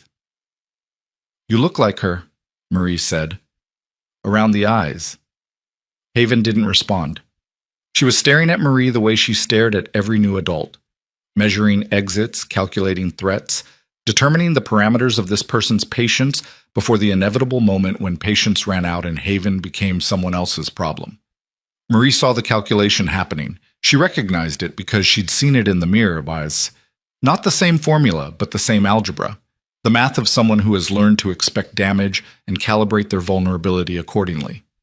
"I'm not going to hug you," Marie said. "I figure you've had enough people grabbing at you for one morning, but I'm going to sit in this room and eat one of these terrible sandwiches, and if you want to sit next to me, you can. And if you don't, you can sit somewhere else and that's fine too." Marie sat down, picked up a sandwich, took a bite, made a face that suggested the sandwich was exactly as bad as it looked. Haven stood for another few seconds. Then she sat down, not next to Marie, one chair away, close enough to share a table, far enough to maintain the space that kept her safe. Marie didn't comment on the distance. She just ate her sandwich and let the silence be silence. Outside, the storm was building again. The brief clearing that had opened during the morning hearing was closing like a wound, and clouds stacked up over Ridgeton in layers of gray and black that turned the noon sky into something that looked like dusk. The temperature dropped. Wind picked up. The garage doors rattled in their frames. At 1:15 p.m., Roach called an emergency meeting. Not in the main garage. In the back room, a windowless concrete box that served as the club's chapel, their war room, the place where decisions were made that couldn't be unmade. The room had a single table, a single overhead light, and walls that had absorbed enough cigarette smoke over the decades to turn the concrete from gray to yellow. Roach stood at one end. Warden sat at the other. Between them, a laptop showed a series of documents that Roach had spent the last 3 hours acquiring through channels he would never describe to anyone outside this room. The door was closed. Haven was in the main garage with Marie and Decker. Only officers were present: Warden, Roach, Colt, Nails, and Grease. "Here's what we're dealing with," Roach said. He tapped the laptop screen. A spreadsheet filled with numbers and names glowed in the dim light. Ariston Holdings, the parent company of Ridgemont Youth Services, is not a local operation. They run private juvenile facilities in 9 states. 17 facilities total. Combined annual revenue from state contracts exceeds $40 million. The numbers sat in the room. "Tate is not the top of this thing," Roach continued. "He's a branch manager, a regional operator. The person running Ariston Holdings is a man named Victor Lassiter. He's based out of state. Never visits the facilities, never meets the children. He built this company on a single principle. Children who enter the foster system and fail repeatedly become eligible for institutional placement, and institutional placement generates per capita revenue from state contracts. The more children who fail, the more money Ariston makes." "Engineered failure," Warden said. "Exactly. Caseworkers like Bowman are placed in CPS offices with a specific mandate, so to destabilize placements, generate failure records, build justification for institutional transfer. Tate approves the transfers. Ariston collects the revenue. Everyone gets paid." Colt was leaning against the wall with his arms crossed. His face had gone a color that wasn't quite red and wasn't quite white, but was the specific shade that happens when rage and nausea occupy the same body at the same time. "How many kids?" "Based on the documents Aldridge showed in court, at least 11 in this county. But if you scale the model to all 17 facilities across 9 states, Roach paused. The pause was heavy with the weight of the number he was about to say. "We're looking at potentially hundreds." The room didn't react. Not visibly, Not the way rooms react in movies. No one pounded the table, no one shouted, no one threw a chair. These were men who had been trained by war and poverty and years of being told they didn't matter to absorb impact without displaying it. The reaction happened internally. A collective tightening, a shared contraction, the silent compression of 30 years of combined damage into a single point of focused, white-hot clarity. The 72-hour window, Warden said. It's not about the home evaluation. No. Roach closed the laptop. It's about time. Tate knows what Aldridge has. He knows the investigation is coming. And he knows that if Haven testifies at Thursday's hearing with specific details about how Bowman sabotaged her placements, it corroborates the auditor's findings and blows the entire network open, every county, every facility, every caseworker on Ariston's payroll. So Tate needs Haven to not testify. Tate needs Haven to disappear. The way the other 11 disappeared, into a facility, into the system, into a file that nobody opens. If she's in Ridgemont by Thursday, there is no hearing. The petition dies, the investigation stalls, and Ariston's lawyers bury the audit in procedural challenges for the next 5 years. Warden's hands were flat on the table. His knuckles were white. The scars on his fingers stood out like ridges on a topographic map of violence and repair. The black SUV, he said. I ran partial descriptions from 3 different angles. A contact at a private security firm confirmed it matches vehicles used by Greyline Solutions, a private security company that handles facility transfers for Ariston Holdings. Facility transfers. The polite term. They pick up children from courthouses and detention centers and transport them to Ariston facilities. They're bonded, insured, and licensed by the state. It's all legal. On paper. And off paper? Roach looked at him. Off paper, they're the people who come in the night and take kids who can't fight back. And nobody asks questions because the paperwork is clean and the children don't have anyone who cares enough to check. The overhead light buzzed. The sound was identical to the fluorescent light in the courthouse hallway where Haven had sat 12 hours ago, and for a moment the two sounds, separated by miles and hours and everything that had happened in between, merged into a single frequency that hummed with the specific, relentless indifference of systems that process people like material. They'll come tonight, Warden said. They'll come tonight, Roach confirmed. Then we need to not be here tonight. Warden stood. He walked to the door. Opened it. The main garage was visible. Haven sitting at the table with Marie, eating a sandwich, her feet not touching the floor. Decker sitting 3 feet away pretending to read a motorcycle magazine, but actually watching every entrance and exit with the peripheral awareness of someone who'd spent his childhood learning that doors opening meant danger. Warden watched her for a moment. The girl who had walked 8 miles in a storm. The girl who had stood in a courtroom and spoken with a steadiness that men twice her age couldn't manage. The girl who was sitting in his garage eating a sandwich that was too thick on one side and barely there on the other. And the girl had no idea that she was the linchpin, the single small body around which an entire network of corruption was now rotating, the one witness whose testimony could collapse a machine that had been grinding children into revenue for years. He closed the door. Here's what happens, Warden said. We split. 2 groups. The main body stays here. Lights on, engines running. Make it look like the full club is present. Roach, you run that crew. Anyone who shows up, marshals, Greyline, whoever, you're 30 bikers having a Tuesday night. Haven isn't here. You don't know where she is. You lawyer up and stall. And the second group? Me, Colt, Decker, Marie, Haven, Delgado if he'll come. We go to the safe house on Route 9. The cabin? Nobody outside this room knows about it. It's off the grid, off the books, and 30 miles from anyone who wants to find us. Roach studied him. You're taking the kid into hiding. I'm taking the kid somewhere she can sleep for 2 nights without someone trying to erase her before she can testify. And if they find you... Warden didn't answer. He didn't need to. Every man in that room knew what the silence meant. It meant the same thing silence always means between men who have been in situations where the only answer to what if they find you is a willingness to make the finding cost more than the searchers are willing to pay. I need one more thing, Warden said. He looked at Nails. The documents Aldridge brought to court. She's got copies. But we need originals. Financial records. Transfer orders. The consulting agreement between Ariston and the county. If something happens to Aldridge's copies before Thursday, we need a second set. Where would originals be?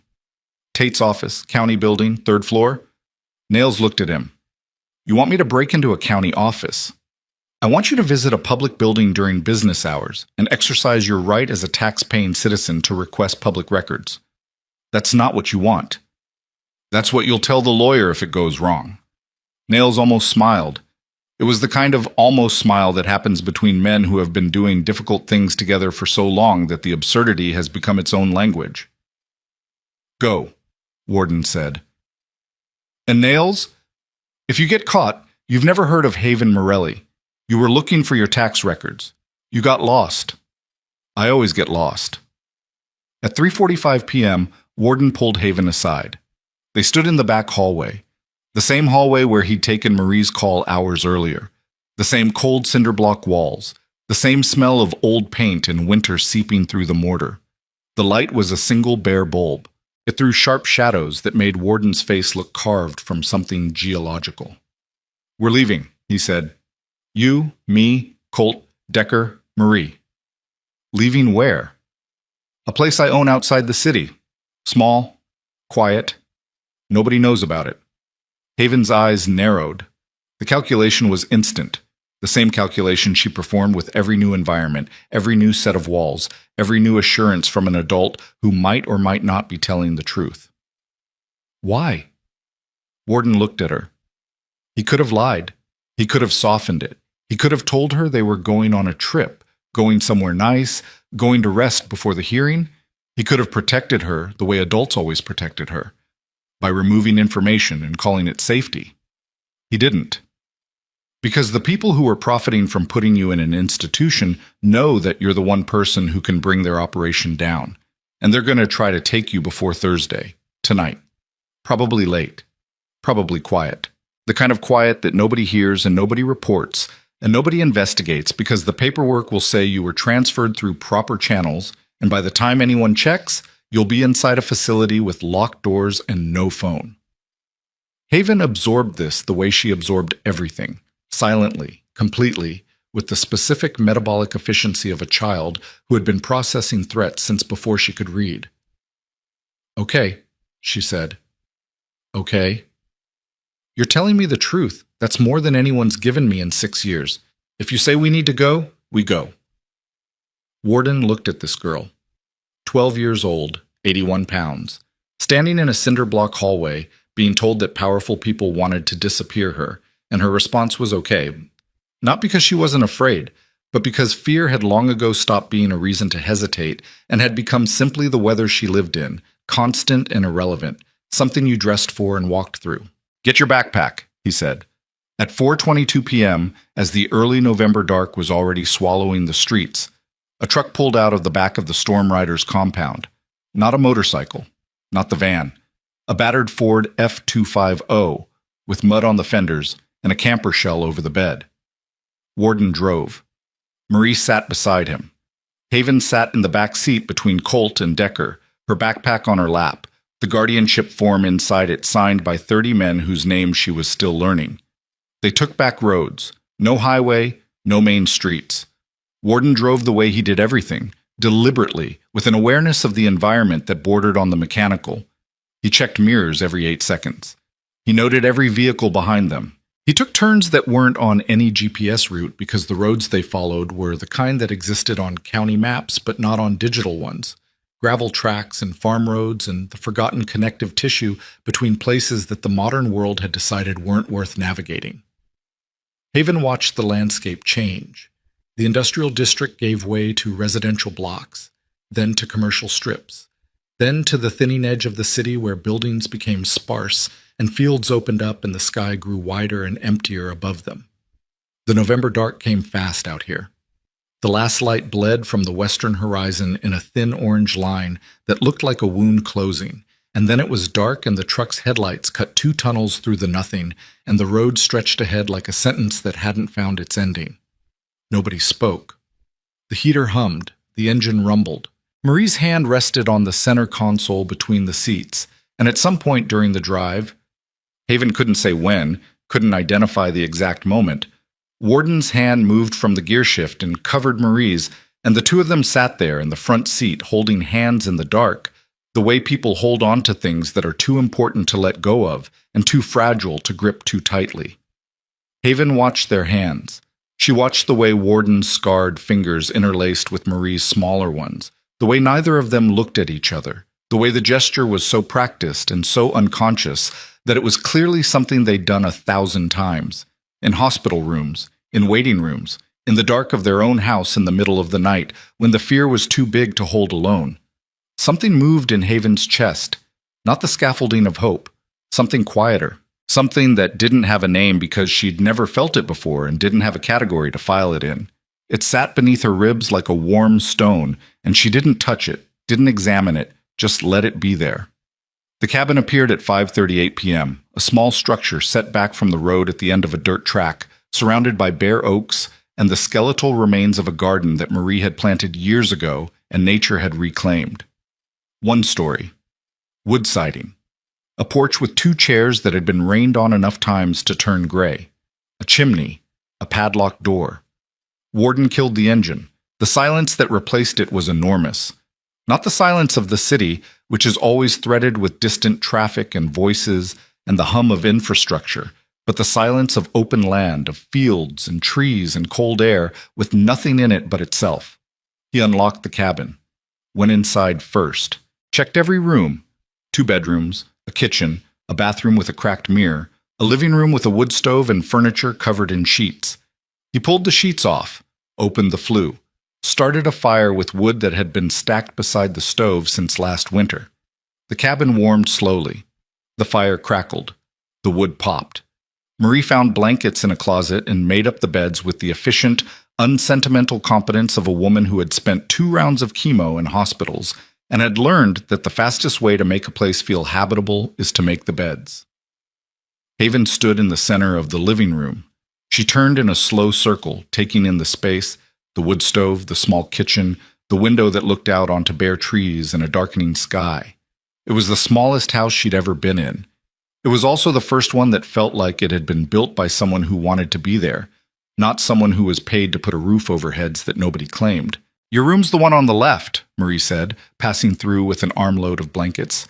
"There's an extra quilt in the closet if you get cold." "My room?" "For the next 2 nights. Yours." Haven looked at the door to the left bedroom. The word yours echoed in a space inside her that had never been assigned a possessive pronoun. Your room, your bed, your quilt. Language that implied belonging. Language that people used when they expected you to still be there in the morning. She went into the room, sat on the bed. The mattress sagged in the middle and the quilt smelled like cedar, and the window was small and looked out onto nothing but trees and darkness. She put her backpack on the floor beside the bed. She didn't open it. She didn't take anything out. She just sat there and listened to the sounds of the cabin filling up around her. Warden's boots on the kitchen floor, Marie running water, Colt checking the perimeter outside. Decker positioning himself by the front door with the same quiet, watchful stillness he'd maintained in the garage. For the first time in 6 years, Haven Morelli was in a room that nobody could walk into without passing through people who had chosen to stand between her and the door. She pulled the quilt around her shoulders and breathed. At 9:17 p.m., Warden's phone rang. He was standing on the porch in the dark, watching the tree line, his breath coming out in clouds that the night dissolved. The phone's screen lit his face blue. He answered. "Roach." Roach's voice was tight, compressed. The voice of a man delivering information under conditions that require every word to carry maximum weight in minimum time. "They came. 40 minutes ago. 2 SUVs. Gray line plates. 4 men. Professional. They had paperwork. A transfer order signed by a substitute judge out of the county's emergency night court. Tate's name wasn't on it. Bowman's name wasn't on it. Somebody new. Somebody we haven't seen before." "What did you do?" "What you told me to do. 30 bikers having a Tuesday night. Haven who? Don't know her. Never heard of her. They searched the clubhouse. They searched the garage. They searched every vehicle. Nothing. They searched without a warrant? They had the transfer order, claimed it gave them authority to recover a minor in immediate danger. Delgado will fight it Thursday, but tonight it was enough. They went through everything, Trace. Everything. Warden gripped the porch railing. The wood was cold and rough under his hand, and he squeezed until the grain pressed into his palm like a brand. "There's more," Roach said. "Tell me." Nails went to the county building, 3rd floor, Tate's office. "And?" A pause. The pause lasted 3 seconds. 3 seconds is nothing in normal conversation. 3 seconds after the words, "Nails went to Tate's office," is a lifetime. The office was empty. Not empty as in Tate wasn't there. Empty as in cleaned out, desk cleared, filing cabinets open and bare, computer removed. The entire office was stripped sometime between the hearing this morning and 5 p.m. today. Every document, every hard drive, every trace of anything that connects Gerald Tate to Ariston Holdings is gone. The cold hit Warden differently now. Not from outside, from inside. The kind of cold that starts in the center of your chest and radiates outward like frost forming on the inside of a window. "They're destroying evidence," Warden said. "They're doing more than that. I ran Tate's name through every public database I could access. As of 6 p.m. today, Gerald Tate is no longer listed as an employee of the county's Child Protective Division. His personnel file has been flagged as sealed. His county email has been deactivated. His phone number is disconnected." Roach's voice dropped to something barely audible. "He's being erased, Trace, the same way they erase the kids. Paperwork disappears, person disappears, and by the time anyone looks for answers, there's nothing left to find." Warden turned and looked through the cabin window. In the living room, the fire glowed. Marie sat in a chair reading something. Decker was by the door. And in the left bedroom, visible through the half-open door, Haven was lying on the bed with the quilt pulled to her chin, staring at the ceiling, awake and motionless and listening to the silence the way a soldier listens to the dark. "If they destroy enough evidence before Thursday," Roach said, "the audit falls apart. Aldridge's disclosure gets challenged as unsubstantiated. The petition gets denied on grounds that the circumstances have changed, and Haven goes into the system with a target on her back and nobody left to fight for her. That's not going to happen. Then we need those originals. And Tate's office is a dead end." Warden closed his eyes. Behind his lids, in the darkness of his own skull, he saw the spreadsheet from Roach's laptop. 9 states, 17 facilities, hundreds of children processed through a machine designed to profit from their failure. He saw Rebecca Morelli sitting on a hospital bathroom floor holding Marie's hand. He saw Haven walking 8 miles through freezing rain. He saw 30 signatures crammed into a space designed for one. "There's another way," Warden said. "The original records wouldn't only exist in Tate's office. They'd exist at Ariston's corporate level. Contracts, financial agreements, transfer authorizations. They can destroy the county copies, but they can't destroy the corporate originals without alerting their own board and their own auditors. You want to go after Ariston directly? I want Aldridge to go after Ariston directly. She's a state auditor. She has subpoena authority. If we give her probable cause, if we give her enough to convince a judge to sign an emergency preservation order, Ariston's servers get frozen before they can wipe them. And probable cause comes from what? From Haven." Warden's voice was quiet now, the quietest it had been since this started. "She was in the system for 6 years. Every placement, every transfer, every failed home, it's all in her memory. If we can match her testimony to the pattern Aldridge identified, dates, names, the specific ways Bowman sabotaged each placement, that's corroboration. That's enough. You're asking a 12-year-old to reconstruct 6 years of systemic abuse from memory. I'm asking a 12-year-old to do what she's been doing her entire life, survive by paying attention." The line was quiet. The wind moved through the trees around the cabin. An owl called somewhere in the dark. 2 notes, low and hollow, the sound of something hunting. "I'll call Aldridge," Roach said. "Get her to the cabin by morning. And Trace?" "Yeah." "The substitute judge who signed that transfer order tonight. The one whose name we don't recognize." "What about them?" "I found the name. Judge Raymond Cross. Appointed to the county's emergency night court roster 6 months ago. I looked up his financial disclosures. He owns stock in a company called Meridian Capital Partners." Roach paused. Meridian Capital Partners is the majority shareholder of Ariston Holdings. The connection snapped into place like a bone breaking in reverse. Not fracture, but assembly. The horrible, clarifying sensation of seeing the full shape of a machine that has been operating in the dark for years. Tate, Bowman, Cross, Ariston, Meridian. A chain that ran from a caseworker's desk to a judge's bench to a corporate boardroom, and at every link in that chain, a child's life was the currency being spent. Thursday, Warden said. Everything lands on Thursday. He hung up, stood on the porch in the dark. The cold pressed against him like something with weight and intent. Through the cabin window, the fire had burned low, and Marie had fallen asleep in the chair with her book open on her chest, and Decker was still at the door, and Haven was still lying in bed staring at the ceiling. Warden went inside. He walked to Haven's room, stood in the doorway.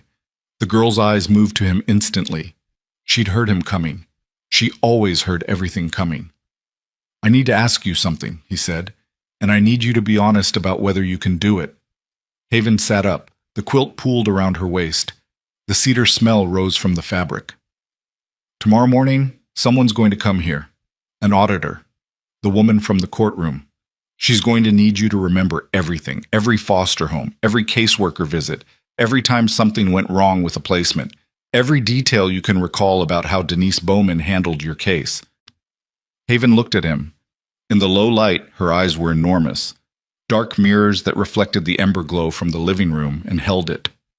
You're asking me to remember the worst 6 years of my life, on purpose, out loud, to a stranger. Yes. And if I do, it helps the other kids, the 11? If you do, it helps us stop the people who did this, not just to you, to all of them. Haven was quiet. She looked at the small window. Outside, the trees were black shapes against a blacker sky, and somewhere beyond them the city sat with its courthouses and its offices and its systems and its files and its 72-hour clocks, counting down toward a hearing that would either give her a family or feed her to a machine. I remember everything, she said. Every house, every name, every time she was supposed to come and didn't, every time a placement fell apart and she was the one who showed up after, like she was surprised, like she didn't know. Haven's voice was steady, but her hands gripped the quilt. I remember because I wrote it down. All of it. In a notebook. It's in my backpack. Warden looked at the backpack on the floor beside the bed. The same soaked, broken zippered backpack she'd carried 8 miles through a November storm. The one that held a toothbrush and 2 shirts and a pair of jeans and a composition notebook filled with handwriting no one had ever read. You wrote it down, he said. Since I was 8. Every placement, every date, every person. She looked at him. I didn't know why. I just knew that if nobody else was keeping track of me, I should keep track of myself. Warden leaned against the door frame. Something inside his chest shifted. Not cracked, not broke, but shifted, the way tectonic plates shift when pressure that has been building for millennia finally exceeds the friction holding it in place. This girl. This 12-year-old girl who had spent 6 years writing down her own destruction in a composition notebook because no one else would, who had carried the evidence of her own systematic erasure in a backpack with a broken zipper through 8 miles of freezing rain and placed it on a table in a room full of strangers and asked them to sign a piece of paper. Get some sleep, he said. His voice was rough, rougher than he intended, the roughness of a man holding something that doesn't fit in his hands and refusing to let go. Tomorrow's going to be long. Warden. He stopped. Thank you for not lying to me. He stood in the doorway for a moment. The fire crackled in the other room. Marie breathed in her sleep. The wind pressed against the cabin walls and the walls held. Nobody's going to lie to you again, he said. Not while I'm standing. He walked back to the porch, stood in the dark, watched the tree line. Somewhere on the road beyond the trees, headlights appeared. Distant, moving slowly, sweeping through the darkness like eyes searching for something that didn't want to be found. The headlights stopped. Held. 2 bright points in the black distance, perfectly still, aimed down the dirt track that led to the cabin. Warden reached for his phone. The headlights went dark. And in the silence that followed, broken only by the wind and the owl and the sound of his own heart hammering against the inside of his ribs like a fist pounding on a locked door, Warden McCall understood that the next 12 hours would decide everything. Not just for Haven, not just for the club, but for every child whose name was written in a file that someone with a county badge had decided to sell. Warden didn't breathe. He stood on the porch with his phone in one hand and the other hand gripping the railing so hard the wood groaned beneath his fingers, and he watched the place where the headlights had been. Darkness. Total. The kind of darkness that doesn't just mean the absence of light, but the presence of something that has chosen to hide inside it. 10 seconds, 20, 30. Nothing moved. He called Colt. The phone barely rang once. "Front porch," Warden said. "Now." Colt appeared in 4 seconds. He'd been sleeping in the chair by the door. Not sleeping. Existing in that state between consciousness and readiness that combat teaches you, where your body rests, but your nervous system stays at operating temperature. He came onto the porch with his boots already on and his jacket already zipped and his eyes already adjusted to the dark, because he'd never fully let them adjust to the light. "Tree line," Warden said. 200 yards. Headlights appeared and went dark. Colt looked. His eyes moved across the darkness with the slow, methodical sweep of a man reading terrain for threats. Left to right, ground to canopy, near to far. Could be a lost driver. Lost drivers don't kill their lights and sit. No, they don't. Decker was at the door. He'd heard them through the wall. He didn't ask questions.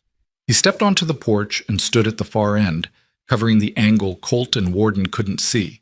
And the three men formed a triangle of awareness that covered 360 degrees of dark November woods without exchanging another word. 5 minutes passed. The wind moved through bare branches and made sounds that could have been footsteps or could have been nothing. The owl called again. Somewhere distant, a coyote answered, a high, thin sound that rose and dissolved. Then an engine started. Not close, 200 yards, maybe more. The sound was muffled by trees and cold air, but it was unmistakable. A heavy vehicle turning over, idling for a moment, then pulling away. No headlights. The sound receded down the dirt track toward the main road, growing smaller and thinner until it merged with the general silence of the night. They'd been spotted, and whoever had spotted them had decided, for now, that approaching wasn't worth the risk. "They'll be back," Colt said. "Not tonight," Warden said. "Tonight they were scouting, confirming location. They'll report back and come with more people and better paperwork." "When?" "Before Thursday, probably tomorrow night, after dark." Warden went inside. He checked the locks. Front door, back door, the window in Haven's room that didn't latch properly and needed a wooden dowel jammed in the track to hold it closed. He jammed it, stood in the hallway outside her door and listened. Her breathing was steady. She was asleep. Actually asleep. Not the coiled, performative stillness of a child pretending to rest, but the deep, even breathing of someone whose body had finally overruled every defense mechanism and shut down. He let her sleep. Whatever tomorrow brought, sleep was the one thing he could give her tonight that no one could take back. He didn't sleep. He sat on the porch with Colt and Decker in rotating 2-hour watches and drank coffee that Marie made at midnight and 2 a.m. and 4 a.m., bringing it out without being asked, setting the mugs on the railing and going back inside without a word, because Marie McCall understood that some nights required men to sit in the dark and watch the trees, and the best thing she could do was keep them caffeinated and leave them alone. Dawn came slowly. It didn't arrive. It seeped. Gray light bleeding through the tree canopy like watercolor on wet paper, formless and cold and gradual. The world materialized around the cabin in layers. First the porch railing, then the yard, then the oaks, then the dirt track, then the road beyond. No SUV, no headlights, no footprints in the mud that didn't belong to them. At 6:47 a.m., a car came up the dirt track. Warden was on his feet before it cleared the tree line. Colt was beside him. Decker was inside between the door and Haven's room. The car was a silver Honda Civic with a dented bumper and a state government parking sticker on the windshield. Karen Aldridge got out looking like she hadn't slept either. She carried the same box of documents from the courtroom, plus a laptop bag and a thermos of coffee, and an expression that combined professional resolve with the slightly wild-eyed look of a woman who had realized sometime in the last 24 hours that her career was now inseparable from the fate of a 12-year-old girl she'd never met before yesterday. Roach had called her. Roach had explained. Roach had given her the cabin's location on the condition that she tell no one and drive a route that didn't appear on any navigation app. "Ms. Aldridge," Warden said. "Mr. McCall." She looked at the cabin, looked at the porch, looked at the two bikers standing in the gray dawn like sentries who had been carved from the same wood as the railing. "Nice place. It keeps the rain off. I need to speak with Haven. She's asleep. Then I'll wait." She didn't have to wait long. Haven appeared in the doorway at 7:15, wearing Marie's sweater and the wool socks and holding a mug of coffee that Decker had made too strong and too hot, which was apparently the only way anyone in this organization made coffee. She looked at Aldridge. She looked at the box of documents. She looked at the laptop. "You're the auditor," Haven said. "Karen. Just Karen." "Karen." Haven sat down on the porch step. She set her coffee beside her and pulled her backpack onto her lap and unzipped it and removed the composition notebook. Battered, water-stained, its cover curled from last night's rain, but its pages intact, dense with handwriting that was small and precise and filled every line from margin to margin. "I've been writing in this since I was 8, Haven said. She held it out. Aldridge took it, opened it to the first page, read. Her face went through a transformation that happened so slowly it was almost invisible. The professional composure dissolving, molecule by molecule, as her eyes moved across pages filled with dates and names and details that a child should never have needed to record, because adults should have been recording them instead. November 3rd, Denise didn't come for the home check. Third time. Called her office. They said she was in a meeting. The Whelans said if she doesn't come by Friday, they're sending me back. December 19th. Moved to Darla's house. Nobody told me until the morning. Denise said the Whelans weren't a good fit. The Whelans told me Denise never returned their calls about the support services they requested. March 7th. Darla drinks every morning now. I told Denise. Denise said she would look into it. She didn't look into it. Page after page. 4 years of documentation. Dates, names, conversations recorded with the precision of someone who understood, even at 8 years old, that her own memory was the only system that was keeping track of her existence. Aldridge read for 45 minutes. Nobody interrupted her. Warden stood on the porch. Marie made breakfast in the kitchen. Eggs and toast. Simple. Warm. Decker sat with Haven and didn't speak because by now they had developed the particular silence of two people who had survived the same machine and found that silence was more honest than most words. When Aldridge looked up, her eyes were red. "Haven," she said, "I need to take this notebook. I need to photograph every page and enter it into evidence. It corroborates 11 of the 13 data points I identified in Bowman's pattern. Dates match. Placement failures match. Gaps in mandated services match." She paused. Her hands were shaking, not dramatically, just the fine tremor of someone who has spent 20 years auditing government systems and has just encountered something that makes every previous audit feel like proofreading. "This is the most important piece of evidence I've ever held." "You can photograph it," Haven said, "but I want it back." "Of course. It's the only thing I own that's mine." Aldridge photographed every page. 97 pages, 4 years of a child's life rendered in careful handwriting on ruled paper. When she finished, she made phone calls. To her office, to a judge she trusted, to a federal contact at the Department of Justice who specialized in institutional fraud.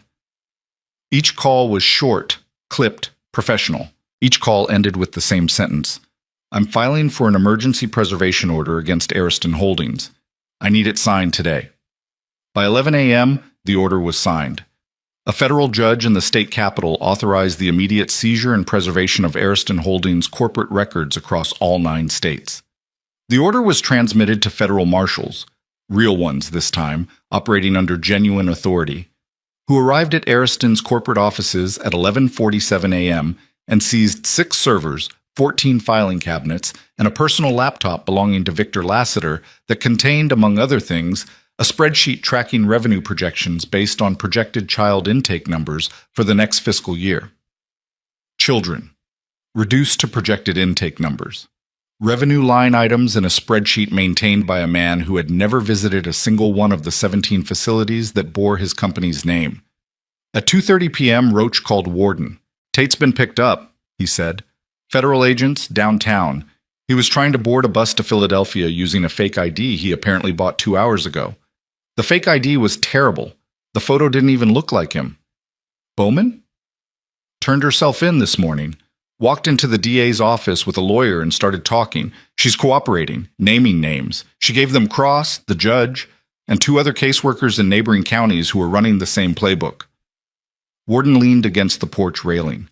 The afternoon light was pale and cold, and it fell across the yard in long shadows that stretched from the oaks like reaching fingers. "It's falling apart," Roach said. "The whole network. Aldridge's preservation order hit Ariston's servers this morning, and their legal team is already trying to negotiate. They know what's on those drives." "Thursday's hearing?" "Still on, but the landscape's changed. Tate's in custody. Bowman's cooperating. Cross has been removed from the bench pending investigation. The state's opposition to our petition is, as Delgado put it, functionally decapitated." For the first time in 48 hours, Warden exhaled. Not a sigh, not a breath of relief, just an exhale. The physical release of air that had been held in his lungs by tension and fear, and the sustained, grinding effort of holding a broken world together long enough for someone to fix it. "We're coming home," he said. They drove back to the city in the late afternoon. The same truck, the same back roads. But the quality of the drive was different, slower, quieter. The urgency replaced by something that felt like the silence after a storm passes. When the rain stops and the wind dies and the world sits in the wet, exhausted stillness of having survived something. Haven sat in the back seat. She didn't look out the window. She looked at her hands. Marie's sweater sleeves still covered her fingers, and she pushed them back and studied her own hands, small, scarred on the left palm from the chain-link fence she'd climbed 2 nights ago, nails bitten to the quick from years of anxiety she'd never named. These hands had carried a backpack 8 miles. These hands had held a coffee mug in a room full of strangers. These hands had placed a guardianship form on a table and asked the most terrifying question of her life. These hands had written 97 pages in a composition notebook that was now the cornerstone of a federal investigation. She turned them over, studied the lines, closed them into fists, opened them. Marie, in the front seat, watched her through the rearview mirror and said nothing. Thursday morning arrived the way all endings arrive, without ceremony. The Ridgeton County Family Courthouse looked the same as it had 2 days ago. Same gray stone, same marble steps, same tall windows. But the steps were empty now. No marshals, no Denise Bowman, no Gerald Tate with his county badge and his expensive suit. Just stone and cold air and the faint sound of the city waking up around it. 30 motorcycles pulled up at 8:37 a.m. The sound rolled through the streets and bounced off buildings and drew faces to windows.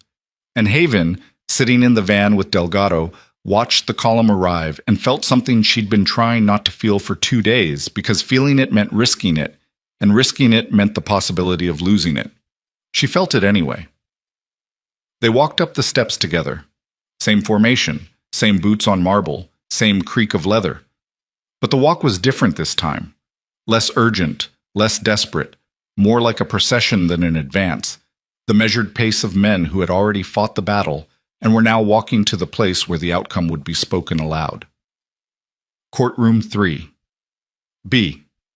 Judge Sarah Hawk entered at 9:02 a.m. She looked at the gallery. 30 men, same as before. She looked at the state's table. Prentice was there, but alone now. No Tate, no Bowman, no support, just a single attorney with a folder that looked thinner than it had on Tuesday. "Mr. Delgado," Judge Hawk said, "is your petition still before this court?"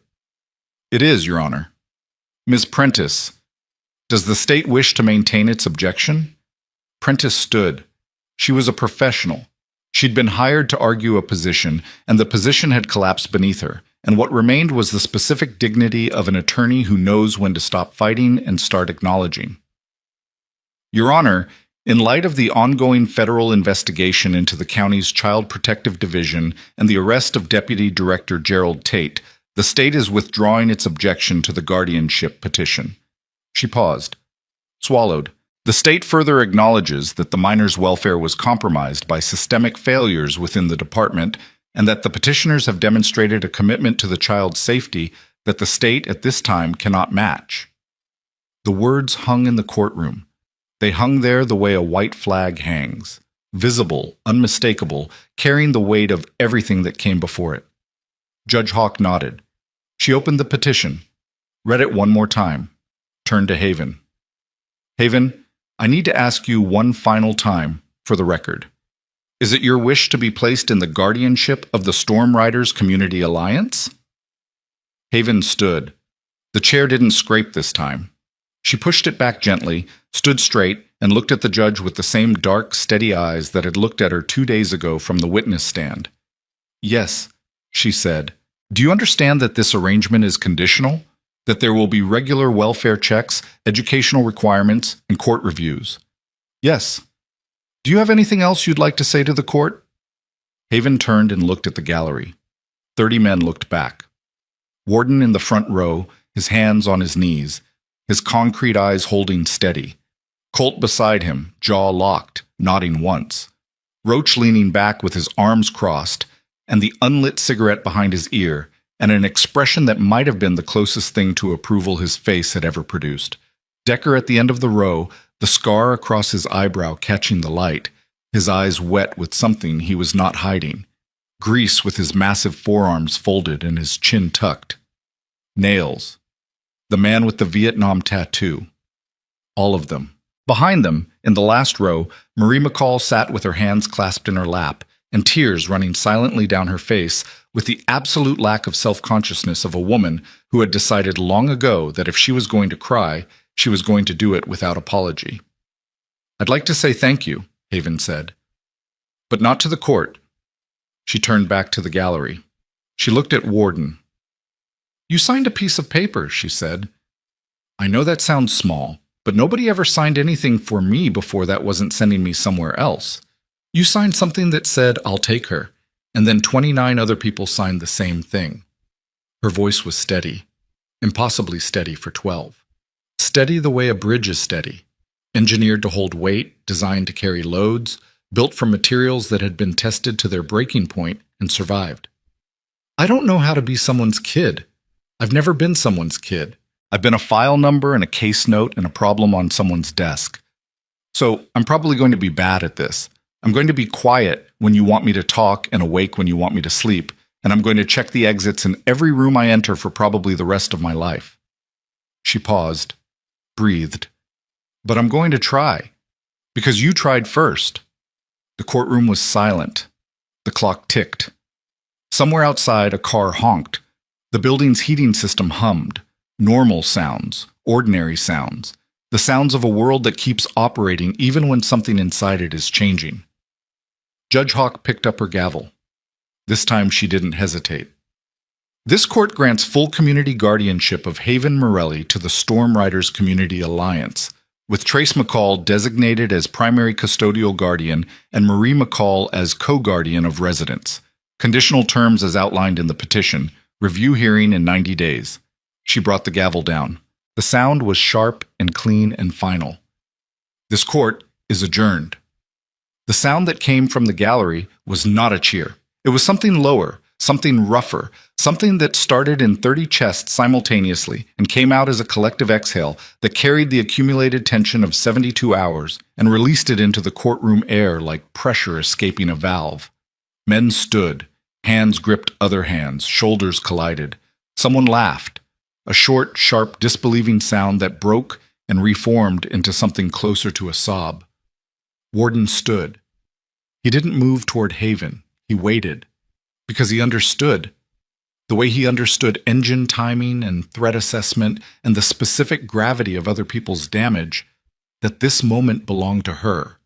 that she needed to be the one who crossed the distance, that the choice had to be hers, the way the walk through the rain had been hers, the way the words in the courtroom had been hers, the way every step of this impossible, freezing, terrifying journey had been taken by a 12-year-old girl who had spent her entire life being moved by other people and who needed now to move herself.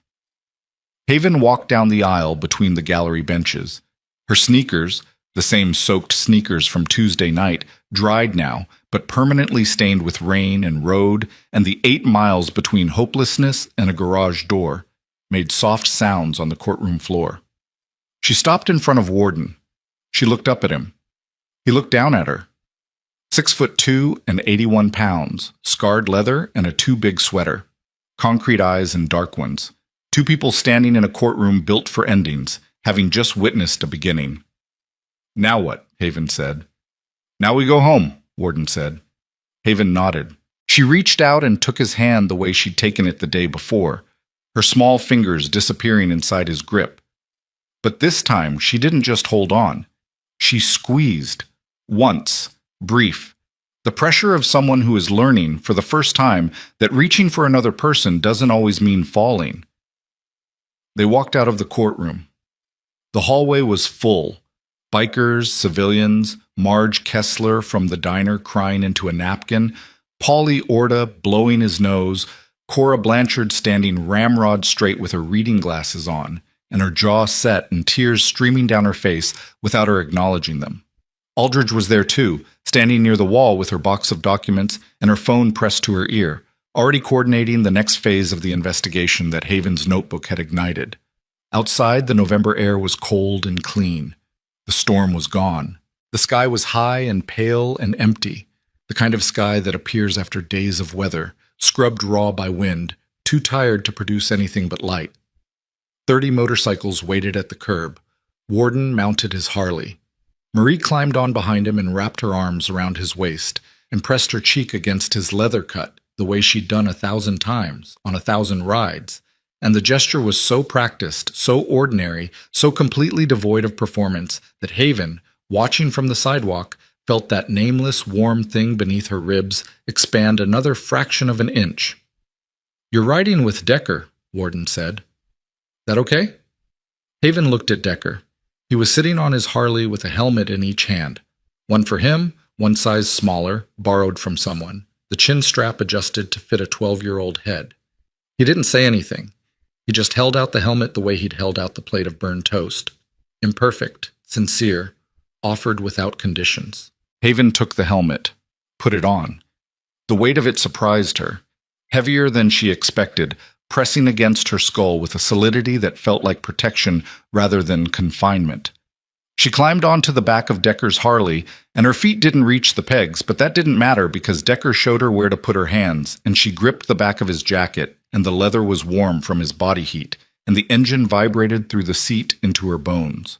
"Hold on," Decker said. "I know." 30 engines fired. The sound was the same volcanic declaration it had been Tuesday morning. Pistons and exhaust, and the collective refusal of damaged men to accept the world's verdict on their worth. But this time the sound carried something else. Not urgency, not desperation. Something that sounded like the mechanical equivalent of an exhale, like the engines themselves were releasing something they'd been holding. The column rolled through Ridgeton. Same streets. Same formation.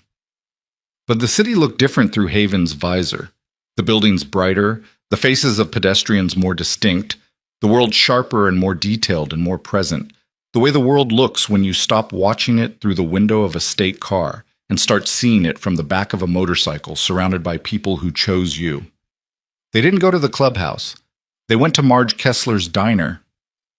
The diner sat on the corner of 5th and Rowan, a squat brick building with a neon sign that said Marge's in letters that buzzed and flickered and had been buzzing and flickering for 30 years. Inside, the booths were red vinyl, and the counter was Formica, and the coffee was terrible in exactly the way that diner coffee is supposed to be terrible. Too hot, too bitter, and absolutely irreplaceable.